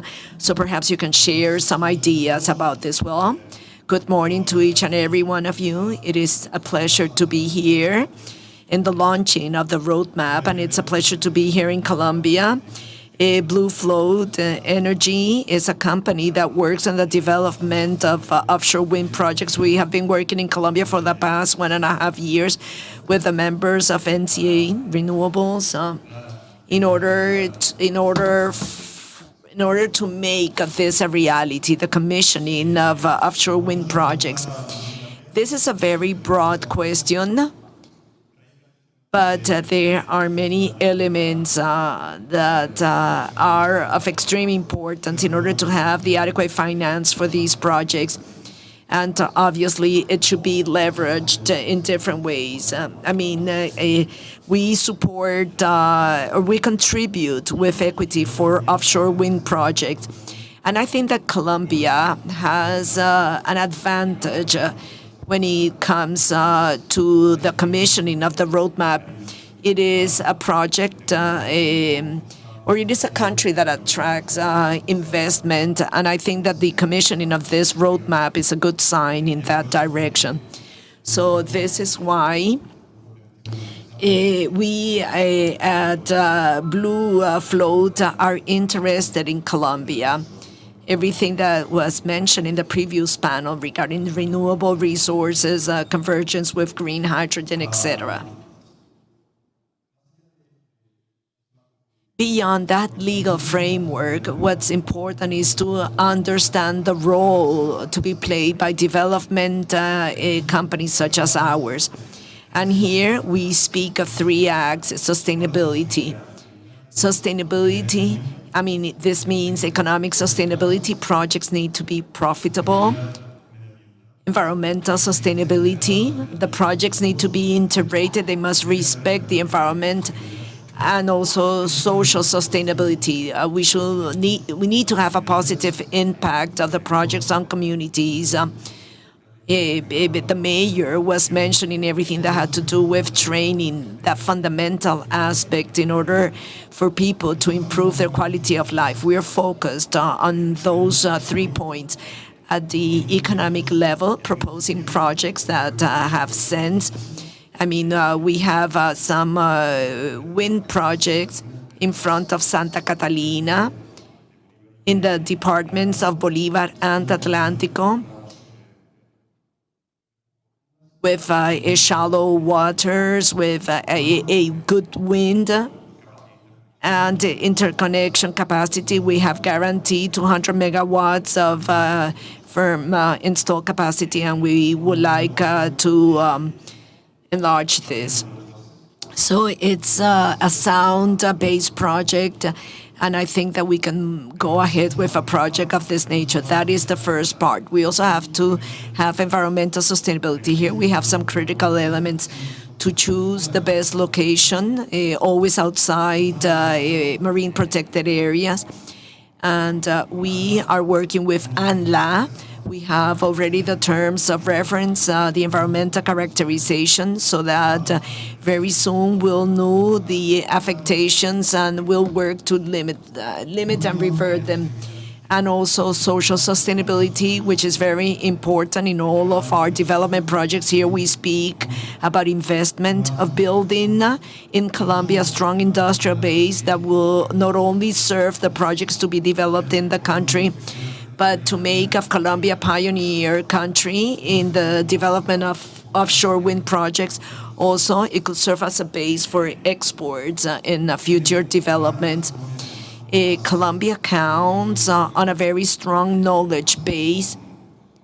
We work with DIMAR and with other agencies, CIOH, and it is indeed a pleasure to see the good professionals that this country has in order to really reach those projects. This should all be translated into employment. Thank you, Carlos. Now Peter has the floor. I'm not able to do it in Spanish because my Spanish is non-existent. So I hope English is just fine. But thank you all, and thank you very much for the invitation to be here today. It's such a beautiful day, and I think you can only be excited when you are launching a new industry such as the offshore wind. And as the World Bank showed in the offshore roadmap, and as the manager said, there's a lot to be excited about. Colombia has some of the best offshore wind resources in the world. Now, in order to kick off a new industry, you need a political momentum, and you need politicians that can support the industry and get it off the ground. And I can only say I've been positively surprised in the short time I've been working in Colombia on the general can-do attitude and wanting to move the country forward. So all in all, very positive. In order to develop offshore wind, it's very capital intensive. Development cost of $50 to $100 million just before you start construction. So it's capital risk. And in order for investors to spend that kind of money, you need clarity. And you need clarity on 4 key parameters. The first milestone is site control, and I'm very happy to hear that the minister announced a resolution today that should hopefully provide clarity on this first milestone and kicking off the industry. The next 3 milestones is grid, which we heard Upme speak about. It's environmental surveys and permitting, and the last one being offtake. Offtake is extremely important. It's the revenue of the project, and it's key in order to reduce the cost of capital of the project. It's therefore very important, as the minister said, that the reliability charge can be part of the revenue stack. This would allow the project to fund some of their capital costs in US dollar, which would attract international banks, multilaterals, the World Bank, IDB, thereby increasing the financial competitiveness of the project, and would also allow the project to remove some of the currency exposure. I think it's very important that when you launch a new industry, and in order to make the project a success, you have a very close collaboration between the private players in the market and the local government. And here there's 2 ways of going about it. You can either, as the government, sit back and sort of develop the framework from scratch until you're 100% complete before you launch the process. I personally think this is a very bad way of doing it, as it delays investments that could have been done, and you never get it right the first time. We heard my good colleague from Denmark, who is obviously very proud of the system we have in Denmark of a one-stop shop, but we have to remember that getting to this point has taken 20 to 30 years. So it's not something that happens overnight. Instead, I much more like and appreciate what the minister mentioned today with the resolution, which basically enables us as private players to start investments in real projects right away and have a strong collaboration with the local government to basically develop the framework and make sure that the framework both fits the Colombian needs but also attracts the lowest cost to capital possible in order to get a very low cost of energy. Thank you, Peter. Muchas gracias. Como representante del Banco Mundial. As representative of the World Bank, we are proud of working hand in hand with Colombian authorities in the launching of the roadmap for offshore wind. It is an important milestone within the context of a broader energy transition reform in which we also collaborate. So once again, it is a pleasure to be here, and thanks for the invitation. I also would like to thank the other partners, other countries like Denmark, UK, the Netherlands, that have also worked with us in the design of the roadmap. As to the question on the challenges, Mark spoke about the technological costs that are dropping significantly. However, they are still at high levels from that comparison standpoint. And in that sense, as it was mentioned by the colleagues in the panel, equity intensity is very high. And that is a very complex general challenge as to financing these projects. certain things could be done to mitigate uncertainty and the risk related to high finance needs. Some solutions, just as purchase agreements to guarantee income flows. And also, our role is important, that is to access concessionary finance funds which exist in the world today for that type of climate-related investment. So those are two important items regarding cost.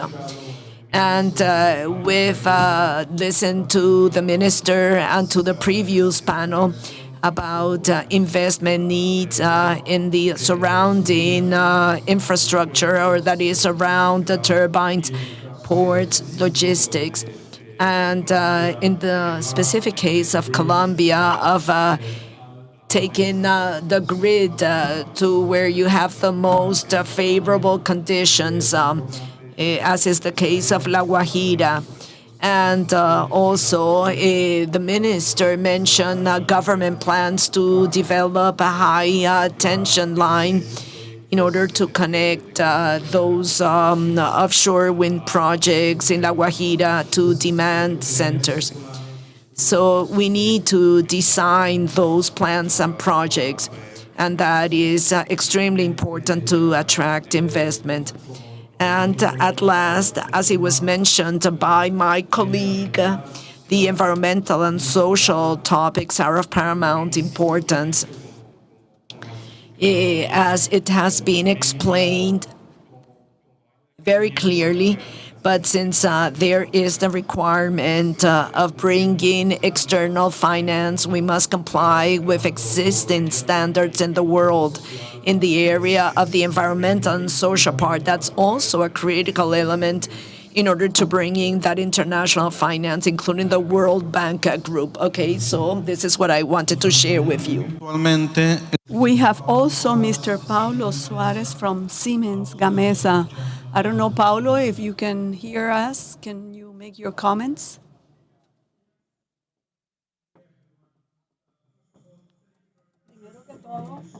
No tenemos sonido en cabina. No tenemos sonido en cabina. No se oye. No tenemos.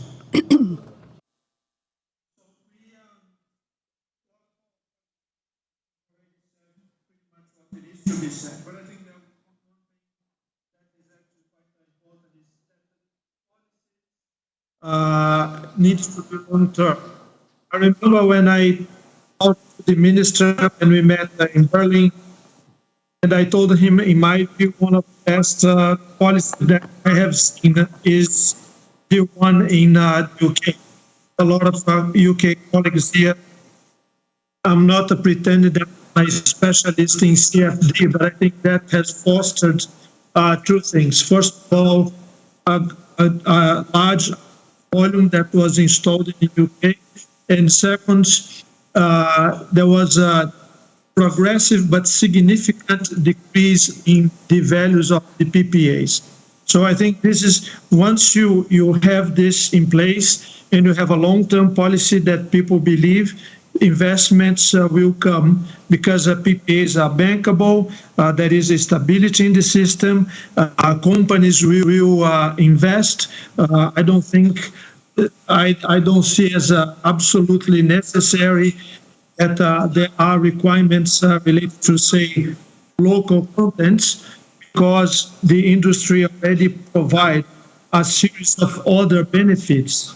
Manufacturing is not all, but operation and maintenance, I explained to the minister when we last met, is something of very big importance. Installation, transferable skills, use we already have. And I think Colombia is very strong in oil and gas, so we can use a lot of this knowledge and a lot of this structure to help you develop your offshore plan. And I think Colombia has, as it was mentioned by also our colleagues, is a lot of what it takes. We need wind, and we need the ability to transform this wind into projects that are financial and socially feasible. And I think this is Colombia has. So if we have a policy of long term, I'm sure that it will be very successful. Thank you, Paul. Me dicen que estamos ya.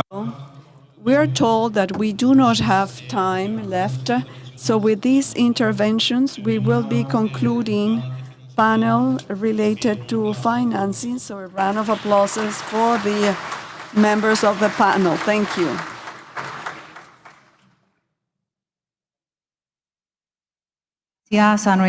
I would like to thank our guest speakers, financial opportunities for the deployment of offshore wind energy in Colombia. We will have a short break and we will be back. President Ivan Duque, we will be there after the break. So please return here in a few minutes.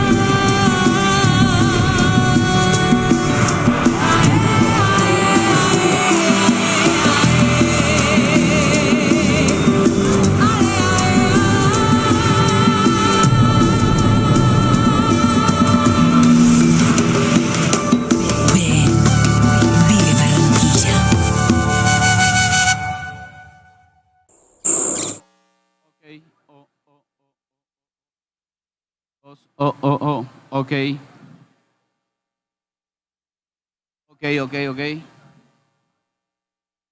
Okay.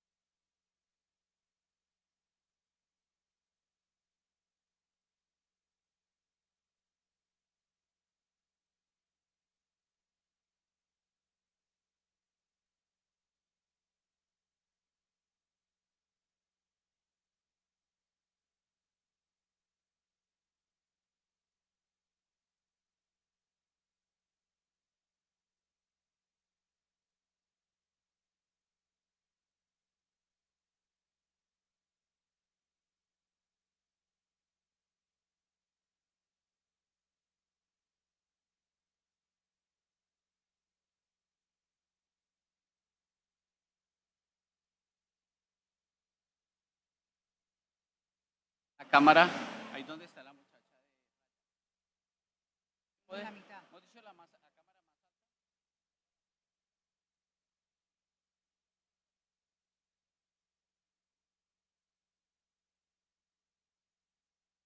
Ahorita la ves.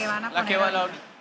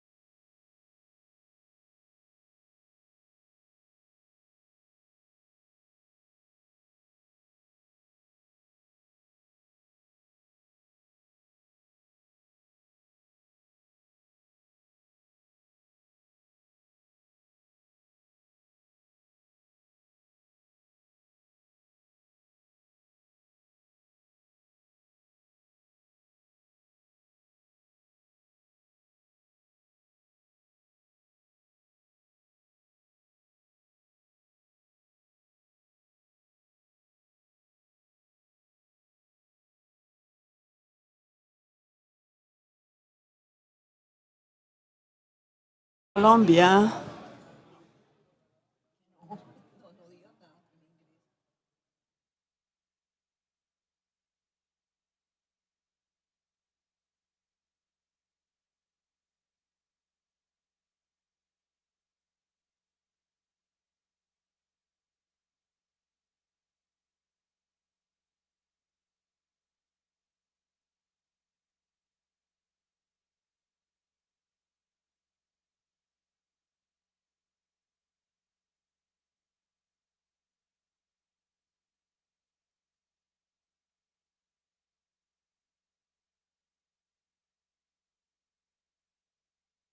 Contados minutos, ya viene el presidente de la República, Iván Duque Márquez. Solicitamos a los asistentes mantener en modo silencio sus celulares.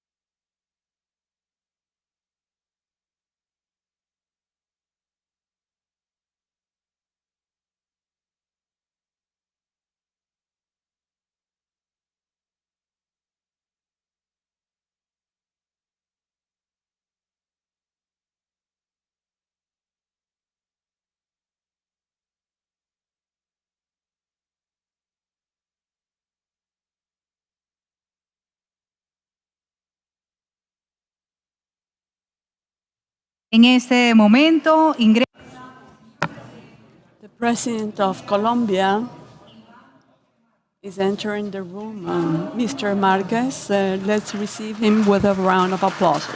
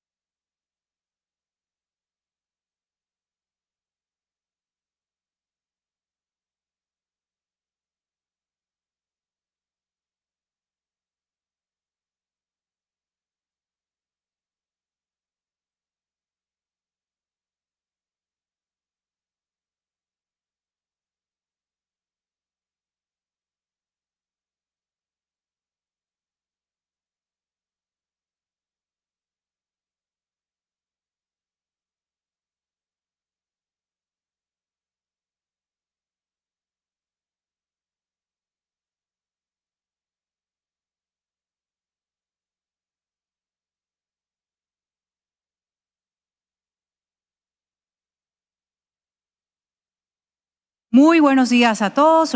Good morning. We are greeting you from the Pabellón de Cristal, from the Golden Gate of Barranquilla. It is a very special day today for the history of the country. We will be launching the roadmap of offshore wind energy with the presence of President Duque.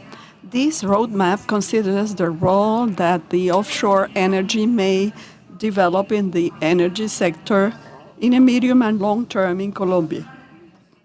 These recommendations about the next steps vis-à-vis the policies, planning, and development of financial projects.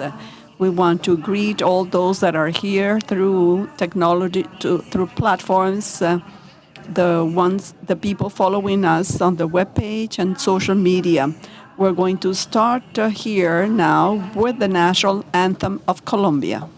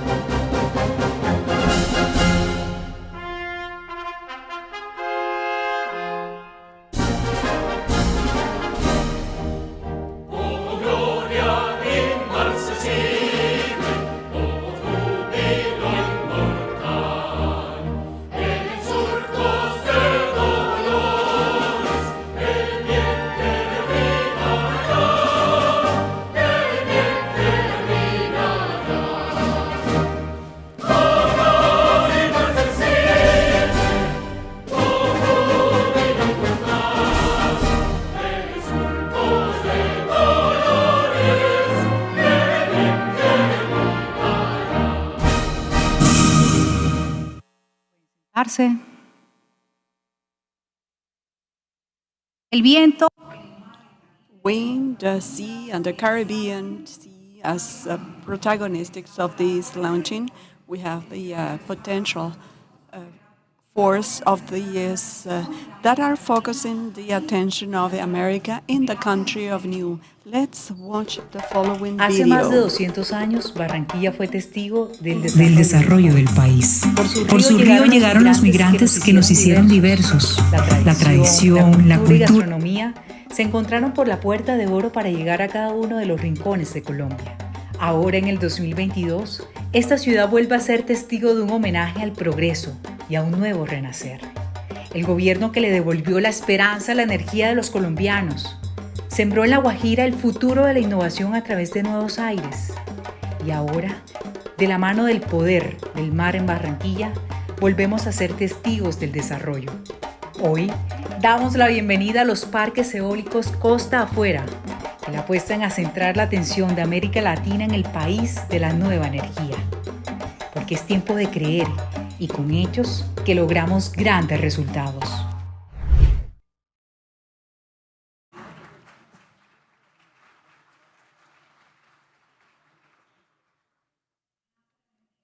We have the energy on the Caribbean. We're inviting the Mayor, Jaime Pumarejo. Mayor, you have the floor. Well, thank you very much, President. Thank you for being with us, Governor, Ambassador, and obviously the Minister, who is a co-host today, because he has made this possible. And President, it is not normal that in Colombia we acknowledge things that we do right. Usually we are very good, as we said, criticizing ourselves. I would like to underscore what this government and what this ministry are doing for the energy future of the country, and to make sure that the potential of renewable energy, employment generation, environmental sustainability to be a reality. The future is today, as the minister was saying. It is a reality that will be set up in Colombia, not only with the projects that are moving forward, but with the roadmap, for example, for hydrogen generation, wind generation, but at the same time working with the traditional energy sectors, understanding that this is a process. There are no absolute points, but there is a migration towards a better planet, towards a better country, but with facts that can be seen today that are a reality. I would like to underscore as well that a couple of months ago we were receiving the visit of the Danish ambassador, telling us that there were an interest or working with us, that there were companies that were interested in investing.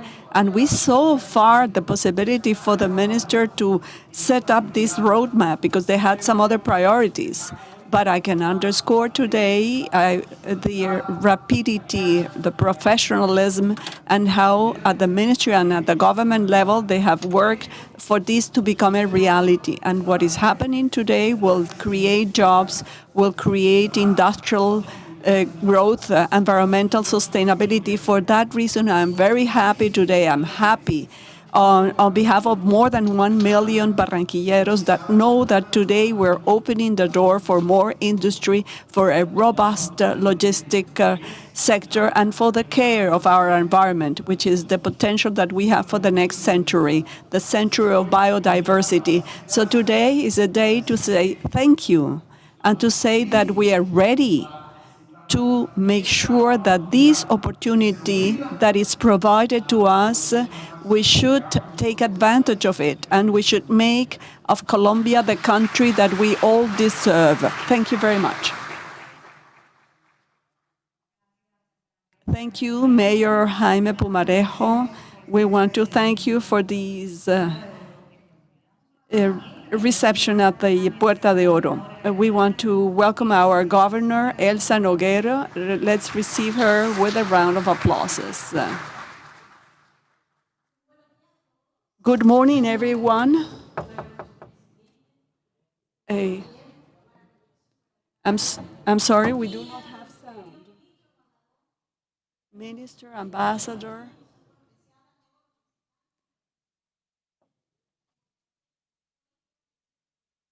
This is an important meeting.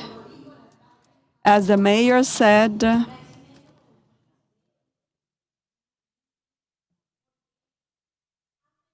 we have had here, they have been making possible that Atlántico is the energy capital of the country. And the minister was correcting me and was saying that it was not the energy capital of the country, but of Latin America. And I'm sure that it's going to be like that.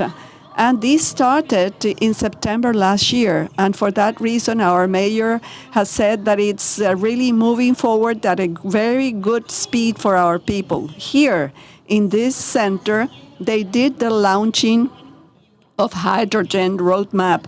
And we're launching today in Barranquilla the offshore eolic projects roadmap. Of course, this makes us very proud, and we feel very satisfied because we are expediting the energy conversion of the country, but mainly it's giving us a protagonistic role precisely because of the great potential that our territory has for the development of clean energy. We have a geographic location that is privileged, but also we have the strong winds that surpass the average in other areas of the world.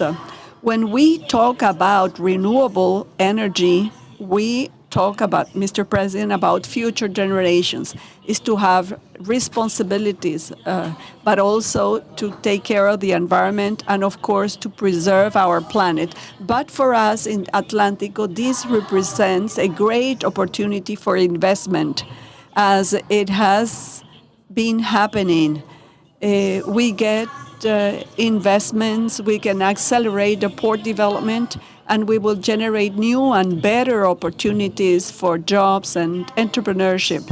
The mayor did a very good work in Houston last month, and we are close to consolidate a dream for the people of Barranquilla, and it would not have been possible without your support, the support of your administration, Mr. President, and the ambassador has been for us a great support. So the first a wind farm will be here in Barranquilla. It will be here in Atlántico. And this leads, we feel very enthusiastic, Mr. President, because what our people are requesting are for jobs. And not only we want to thank the President, his administration for opening this new possibility of improving the revenues of our people, the income of our people, but this is also an administration that has worked for the municipalities of our state. I have to take advantage of this opportunity that we are with people from Barranquilla and visitors from all areas of Colombia, and I have to tell that the President is really betting for the coastal areas. In 2020, when we were just taking office, we got together with him as his administration, and he was asking what was a big bet.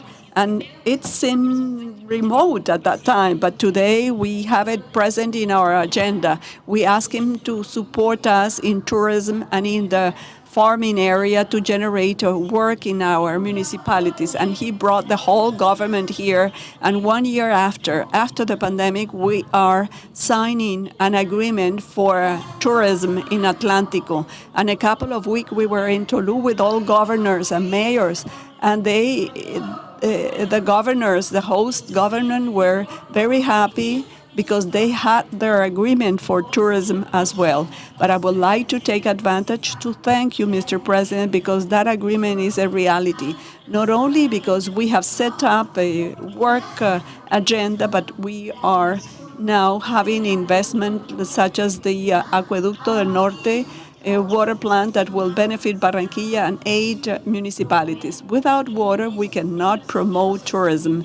A 200 billion pesos investment that have been devoted by the President's office for the development of our region, as well as the regional interconnection. We signed an agreement with Envías, and we are going to contract, we are going to be able to develop tourism as something we did together at the beginning, the dock in Puerto Colombia, where we had the modernity and progress coming into the country. Today, it's a reality.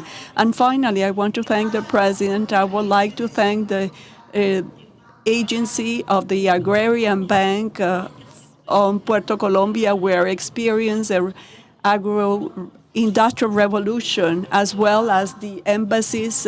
They are supporting this industry, as well as I would like to take advantage, Mr. President, because the British Embassy is going to provide us the added value center design. So all products that are being harvested in the southern part of the state may have an added value and can improve the profits of our farmers. But the good news, and with this I will close, Mr. President, is that thanks to the support of your administration, our farmers in the southern part of the state are no farmers. They are now real entrepreneurs in the agricultural sector. Thank you very much. And we will continue working with enthusiasm to really succeed with this opportunity. I feel very proud Governor Elsa Atlántico and Barranquilla become a sea of opportunities, as the Mayor Pumarejo was saying. Energy transition is a reality in Colombia, and we are writing the history of a new birth. And we are giving the floor to the Minister of Mines and Energy, Mr. Diego Mesa. Good morning again, Mr. President, Governor, Mayor, Ambassador, all of us here. I'm going to be brief. I just want to tell you that we had technical sessions, and I would like to underscore two important topics.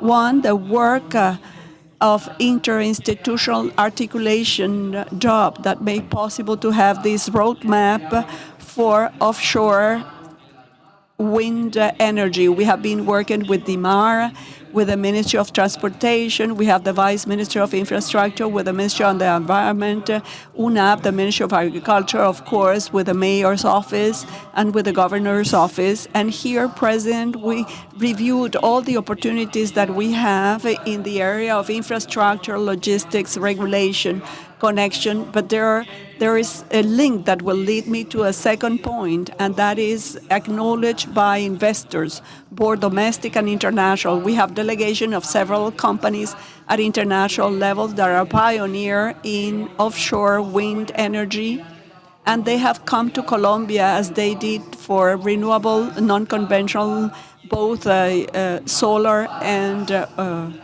wind energy, to stay here, because one of our bets was to open the sector to new investment. And secondly, President, I would like to take advantage of this moment to tell the Colombians and the attendees that yesterday there was the end of the international agency. We have George Tussar. We're going to watch a video of Director Fatih Burol, but they provided us the first conclusions of that study. And not to get into many details, the main thing that we can say is that they acknowledge the progress of Colombia in energy transition and energy safety. And the conclusion is that there are no obstacles to move on with the adhesion process. And Colombia is totally aligned with the shared objectives of the International Energy Agency.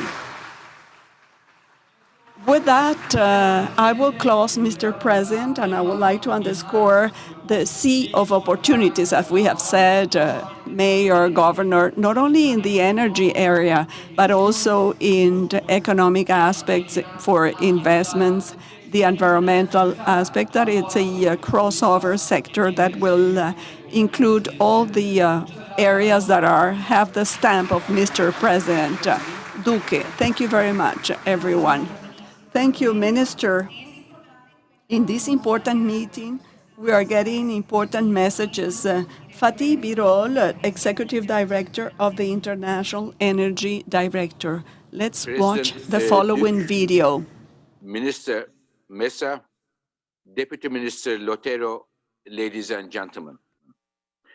I am delighted to address this audience, this distinguished audience, although I very much regret not being able to be there with you today. I very much wanted to be with you, but as a result of the energy implications of Russia's invasion of Ukraine, I had to stay in Paris at IEA headquarters. Dear colleagues, as an accession country, Colombia is a valuable member of the IEA family.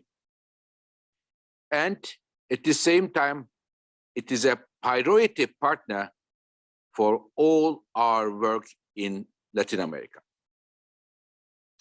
I would like to take this opportunity to comment extremely impressive jobs done in Colombia in the energy sector.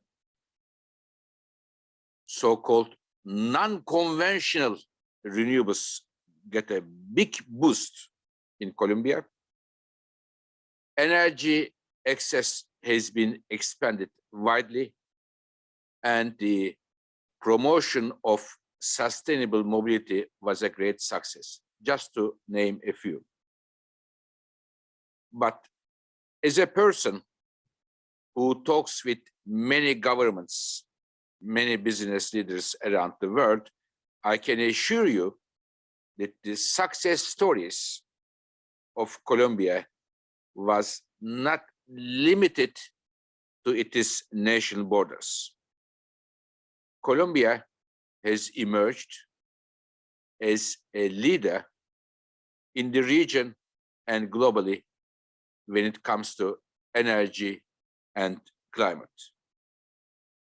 Your innovative two-way renewable energy auctions, a lot of interest, a lot of countries are taking this as a source of inspiration, even those I talk in Asia.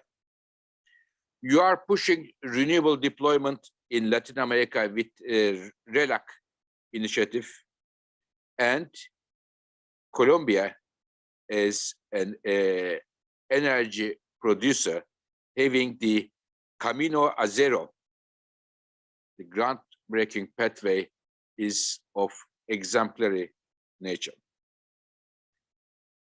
Inspiring examples like those I mentioned to you coming from Colombia, it is what the world needs. Because when we look at our numbers, the last year, the year we have the very important Glasgow COP26 summit, global emissions increased the highest in the history, huge increase. So there is, in many countries, there is a growing gap between rhetoric and the facts, what is happening in the energy markets. But I can assure you, Colombia is definitely on the right way, and the rhetoric and the policy action go hand in hand. And today we are talking about the offshore wind. Only 2.5 years ago, International Energy Agency, we made a special work on wind outlook, with energy outlook, and I remember very well that I released this report and our expectations in Copenhagen, in Denmark, birthplace for offshore wind, together with the Danish Prime Minister at that time. And one of the expectations of our report I laid out at the press conference in Copenhagen was the offshore wind may well follow a trajectory that the solar PV has been seeing, lowering the cost and much bigger penetration that many of us have thought. Offshore wind is growing very strongly around the world, and we are seeing that the cost of capital is coming down.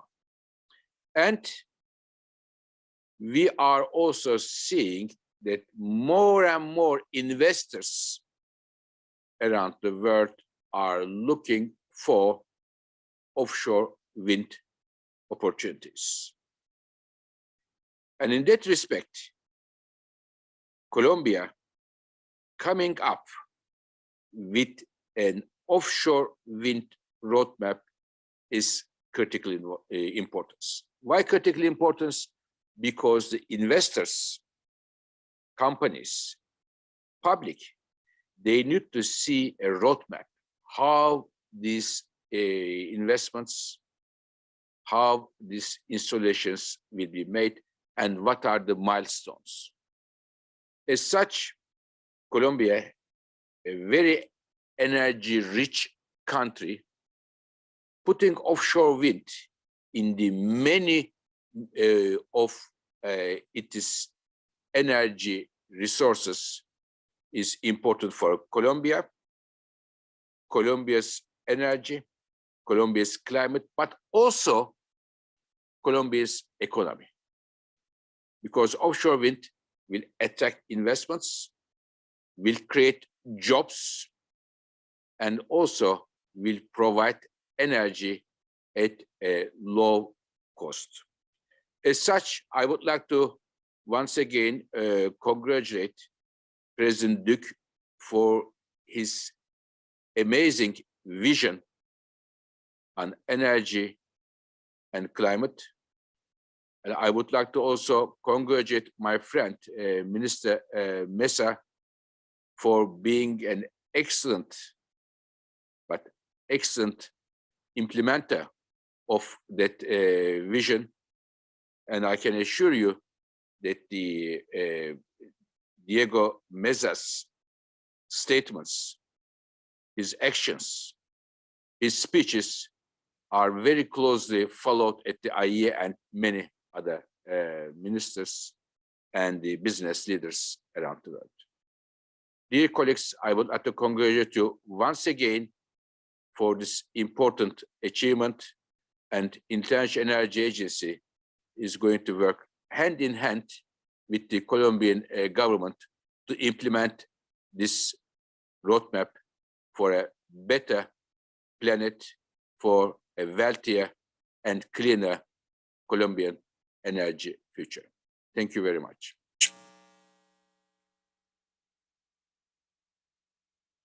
Estas fueron las importantes palabras de Fatih Birol. This was the address by Fatih Birol, the director of the International Agency of Energy. We are going to give the floor to the UK ambassador in Colombia, Colin Martin, who is also sending a video. I'm so disappointed not joining you in person today, but I wanted to send this message to share what a great pleasure it is for the UK to be part of today's announcement of Colombia's first offshore wind energy roadmap. Today's launch in Barranquilla in the presence of President Duque and Minister Mesa is a pillar of Colombia's wider work around energy transition and a major step towards the country meeting its ambitious COP26 commitment to reach full carbon neutrality by 2050. We are so very pleased that the UK has been able to support the creation of this roadmap, drawing on our extensive expertise and experience in non-conventional renewable sources of energy to help accelerate the path to net zero carbon emissions worldwide. And this is yet another example of our long-standing powerful partnership with Colombia and our major cooperation on climate and environment through our UK-called Partnership for Sustainable Growth. The UK-funded Energy Sector Management Assistance Programme, alongside skill shares held by our flagship Technical Assistance Programme, UK PACT, has introduced UK experts and companies who can continue supporting this work, ensuring that the policy and regulatory environment helps foster and drive forward the creation of viable offshore energy projects. Colombia's coastline has been identified as one of the world's best to generate offshore wind energy, and we will work alongside you to help make this potential a reality. The UK looks forward to continuing to partner with Colombia, driving this exciting agenda forward and unlocking critical climate benefits as Colombia transforms its climate ambition into climate action. Thank you.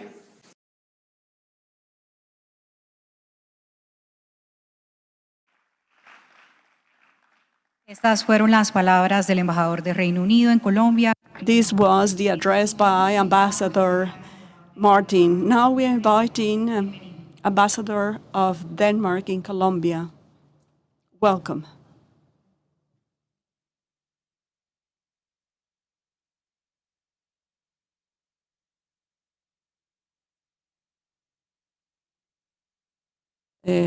Respected President Duque, Minister, Mayor, Governor, and other participants in this event.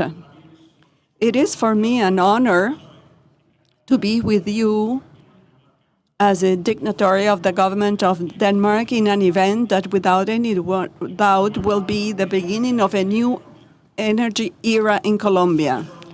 Just a few months ago, we had in the same place, we were celebrating the green hydrogen roadmap, and we see another path towards a transition in this country. I would like to take advantage of this opportunity for acknowledging the result led by President Duque and to underscore the vision with which we have handled this. During the last years, Colombia has become an example in the region because of the policies and the regulatory framework in order to increase exponentially the production of a non-conventional energy. We have already listed some of the figures. You know it. 4 years ago, less than 1% of energy generation came from renewable power. And now the figures are have a 14 times increase. 30 years ago, to talk about offshore wind energy seemed to be utopical. There was skepticism about sustainability, about prices, if it was competitive or not. After going through this path for 3 decades, my country feels proud of leading those efforts. Denmark, as we heard from Mark, from the World Bank and others, was a pioneer in this path. The first offshore, the Vindaboo in my country, was installed in 1991. As pioneers, we were in Spain with some failures, some achievements, and we have lessons learned. We feel happy to share these lessons with the Colombian authorities. We see Colombia as a strategic partner because of political ambitions in the climate sector, the bet to diversify the energy mix, and a vocation to use this for economic growth. Our countries share ambitious goals in the reduction of emissions with the plans towards 2030 and the idea of decarbonizing our societies in 2050, following the recommendation of science and the agreement of Paris of maintaining the increase of temperature below 0.5 degrees. I would like to underscore within this framework what I have seen in Colombia in the last months, the effort of public and private stakeholder. This is a teamwork of many agencies that are here present, not only the Ministry of Energy, UCME, DIMAR, and LACREG, etc., that have made possible to promote the change or to foster this change. And the private sector, we know that the important companies and Colombian groups are also betting towards these diversifications, such as Ecopetrol, just to give you an example. Today, 50% of energy production in my country comes from wind power. We started with land turbines, and we realized that we have a limited land, so we had to work offshore. The turbines became larger, more efficient, the wind energy price became more competitive, and it was competing with any other energy. So we learn to connect these wind farms with the international interconnections so we can sell power if we have left, and at the same time we are reducing our carbon footprint in the Danish economy. We want to do more. We are planning now to create new artificial islands in the North Sea on the Atlantic with the idea of to produce 10 gigawatts of power that will give energy to 6 million households in the northern part of Europe. With that experience, we launched last year the Danish Transition Energy Initiative. We supported the authorities, the Colombian authorities. Colombia was selected as one of 3 countries that are the priority for this program, together with Pakistan and Brazil. We saw the ambition and we saw what was coming up. We know that, as it was mentioned by the mayor, I think this is a very nice sentence. There is a sea of opportunities. There are several figures. I think the minister said that up to 50 gigawatts of wind power may be used, and it's 10 times the total production in these countries. So we will be there supporting Colombia with our experience, with technical support, with the technology, investment, and know-how of our companies during this administration, and we hope many others in the future. Without any preambles, I would like to tell you that the roadmap of Colombia is a key achievement. It's a bet for sustainability and for growth. Besides the promotion of central government, the regional administration commitments such as Atlántico, Mayor's Office of Barranquilla, have been and will continue being as key to start with this transformation. The roadmap is there. The next step will be to conclude the regulatory framework in order to have the first pilot projects. This will make possible to the authorities to have important decisions before a large and full development of offshore wind development in our country. With today's announcements, I have no doubts whatsoever that Colombia will have the first offshore wind farm very soon, and it will be the first in South America. Thank you very much. Thank you very much, Ambassador of Denmark to Colombia, Erik Høeg. It is worth dreaming big, and it's the moment to bet on the country in terms of opportunities. Offshore wind projects are going to become a new reality for the sustainable development of Colombia, because we have to believe and we have to make things possible. We would like to welcome the President of Colombia, Mr. Iván Duque Márquez. Good morning to each and every one of you. Special greetings to the Ambassador of UK to Colombia, and also to the Ambassador of Denmark to Colombia. Greetings to the Minister of Mines and Energy, Diego Mesa Puyo, to the Governor of the Department of Atlántico, Elsa Noguera, and to our dear friend, the Mayor of Barranquilla, Jaime Pumarejo Hines, Vice Admiral José Joaquín Amezquita García, Director of DIMAR.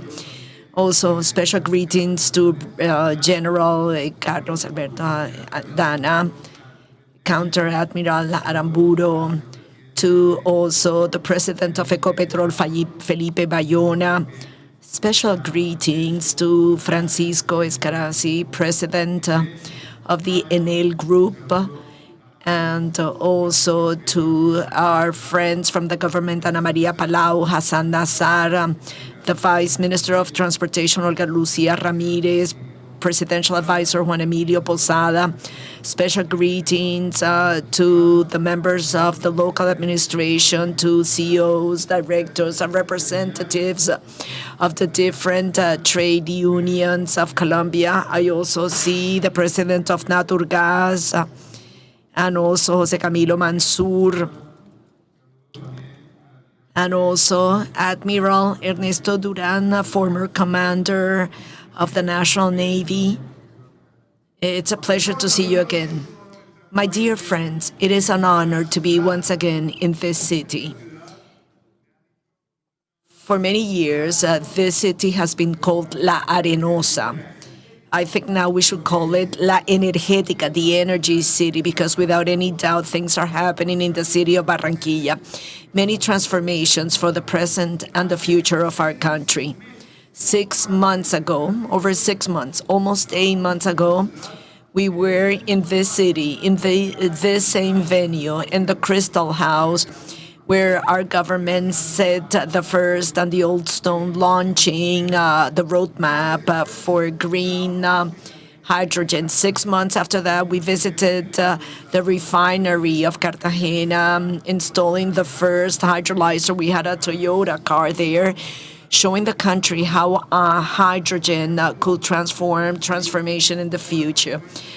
Some hours after that, we saw how can natural gas be mixed with green hydrogen, reducing the carbon footprint. In other words, the roadmap was launched here. And a few months after that, it has become a reality. Here we are once again with another initiative, an initiative that is full of optimism and realities. It is the roadmap of all these offshore wind farms. Why is this so encouraging?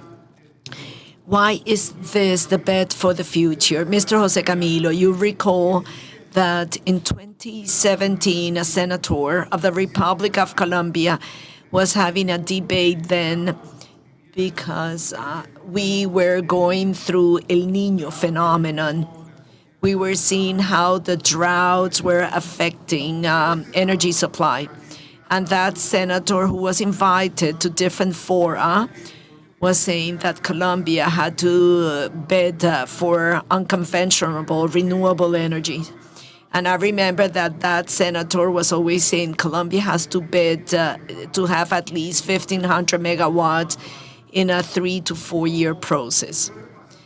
And as it usually happens when these ideas arise, happens what Mahatma Gandhi used to say, the battle of ideas is very unusual, because he used to say first they ignore those ideas, then they make fun of those ideas, then they fight those ideas, and then those ideas win. That senator is speaking today as President of the Republic of Colombia, and he is telling you that in this administration we have gone from 28 megawatts of unconventional renewable energy that we had in August 2018, so that in 2022 we will close it with 2,800 megawatts of installed capacity, 100 times what we had when the administration started, and 1,300 megawatts of what we had in our original proposal to all Colombians. This shows that when policies are carried on, things happen. And this is due to a great teamwork. Minister Diego Mesa, who has done a great job, first as Vice Minister of Maria Fernanda Suarez, and for the past 2 years as Minister of Mines. We decided to call all the actors, to move them out of their comfort zone. Why was it important to take them out of their comfort zone? Because whether we did it in a decisive manner, taking into account the future, or we were going to be left in the comfort zone, depending on 70% in hydro. What did we do during these 4 years for things to happen? The first auction in the world of double points, where we had the generator and the buyer, both in the auction, successful auctions. Then we started having the reliability charge auctions. And then we started with regulatory aspects, first in the National Development Plan and then in the Energy Transition Law, indicating the private sector that any investment in unconventional renewable energy could export even 150% of the investment when it comes to income tax. So because of this, equity was brought into the country, and today we are seeing the force of Colombia. So we are not only going to close the year with 2,800 of installed megawatts of installed capacity of unconventional renewable, but we have at least 4,500 additional megawatts that are going to be incorporated based on self-generation and based on new investments. With some messages that at the same time are very strong only in the Department of La Guajira, in what we can call onshore. We are speaking between 40 and 50 gigawatts to be developed in the coming decades. That's the potential there. But there is another opportunity that we are celebrating today. We have that onshore wind potential.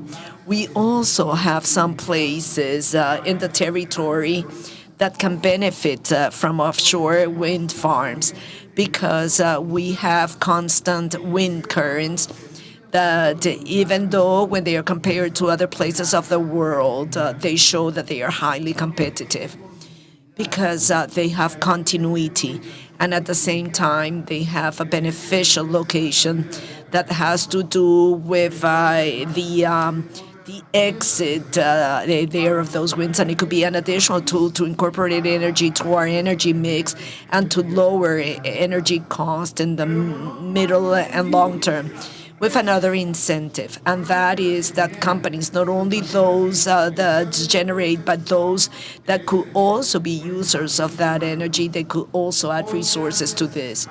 Today, thanks to that regulatory flexibility that we have incorporated, we have companies that could finance those wind farms or even solar farms, not only at the manufacturing point, but elsewhere.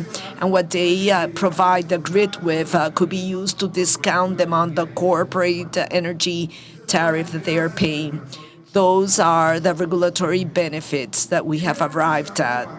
And to see a city such as Barranquilla, a city that is saying, here we launched the roadmap for green hydrogen, and now we are going to launch the roadmap of offshore wind projects.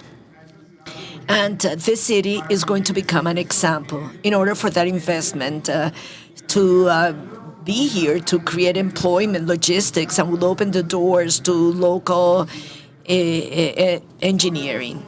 Today, we see how these farms, in which Denmark has been a leader, a pioneer, as well as UK, they have nowadays two methodologies, the floating structure or the fixed structure with certain depth. They are both important, very important models that are being developed in terms of technology. Today, we see offshore towers that are producing more than what they used to produce in the last 2 decades. In addition to this, we see that behind this industry, there is a logistic and service industry that is going to be vital when it comes to the present and the future. And Barranquilla, Mayor Pumarejo had done something very important. It had spoken to the offshore hydrocarbon sector that here we will have the logistic service hub for that industry. And today Barranquilla is saying we are going to have a hub in order to have this first offshore wind farm and also a service hub, thinking about the dynamism of this industry. Because, I mean, in the worst case scenario, we have guaranteed at least 1 gigawatt when it comes to the offshore potential. But those that are knowledgeable and they know about Colombia's potential, they can be speaking even of more than 10 gigawatts. And even more, the percentage of generation that Colombia could have offshore is of around 30% in the year 2050. In other words, today we are starting to build the future, and it starts with an administration that, with facts, led that energy transition. Patty Birol said, the director of the International Energy Agency, an administration that came up with new and modern regulation, with all the incentives, an administration that has been closing the gap in the rural areas of our countries with micro solar panels for families from Taraira in Vaupés all the way to the Department of Córdoba, the same in other places of Colombia. And also this is the administration that had the first energy storage auction in Latin America and the Caribbean. And this is the government or the administration that worked on the transportation of its national hydrocarbon company, Ecopetrol,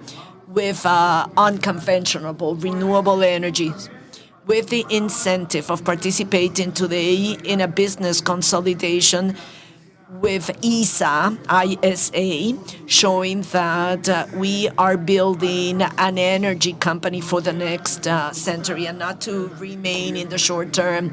And this is an administration that has enabled for many of the companies here present from Denmark, from Norway, from the Netherlands, from France, from UK, see in Colombia an attractive place to invest in energy transition in Latin America. So my acknowledgement to you, Minister, for this excellent work, and also my acknowledgement to Greg, that is here present with some of its representatives, because we have now a more dynamic Greg, a Greg that understands these new models, and we see now trade associations that understand that this reality has no way back. And also, we see the opportunity of a city which for many was what we call La Arenosa, and today it is the Sunshine City, the Wind City.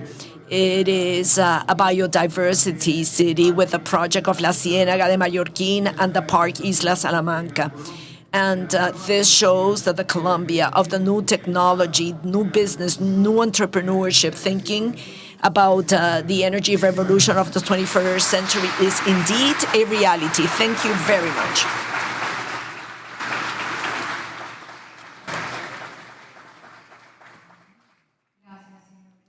Thank you very much, President Duque. This is the government that gave new opportunities to renewable energy.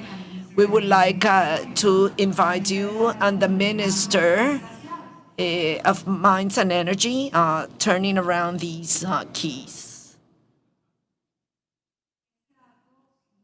This is a symbol of the launching of the roadmap for the new era of renewable energy in the country.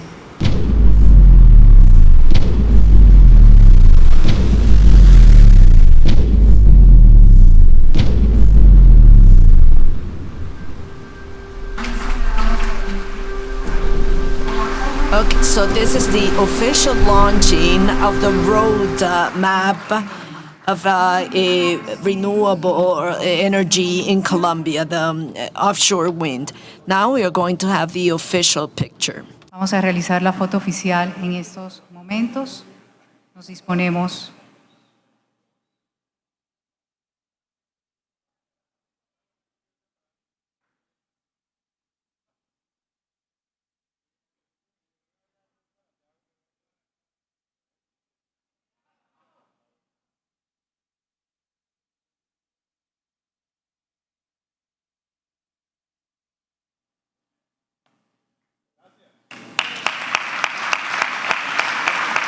Este momento quedará plasmado en la historia. Okay, this moment will be always in our mind of the future of wind energy.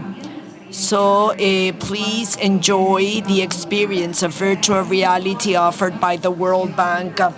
So thank you to all those connected via social platforms. So thank you for being here. Have a great day.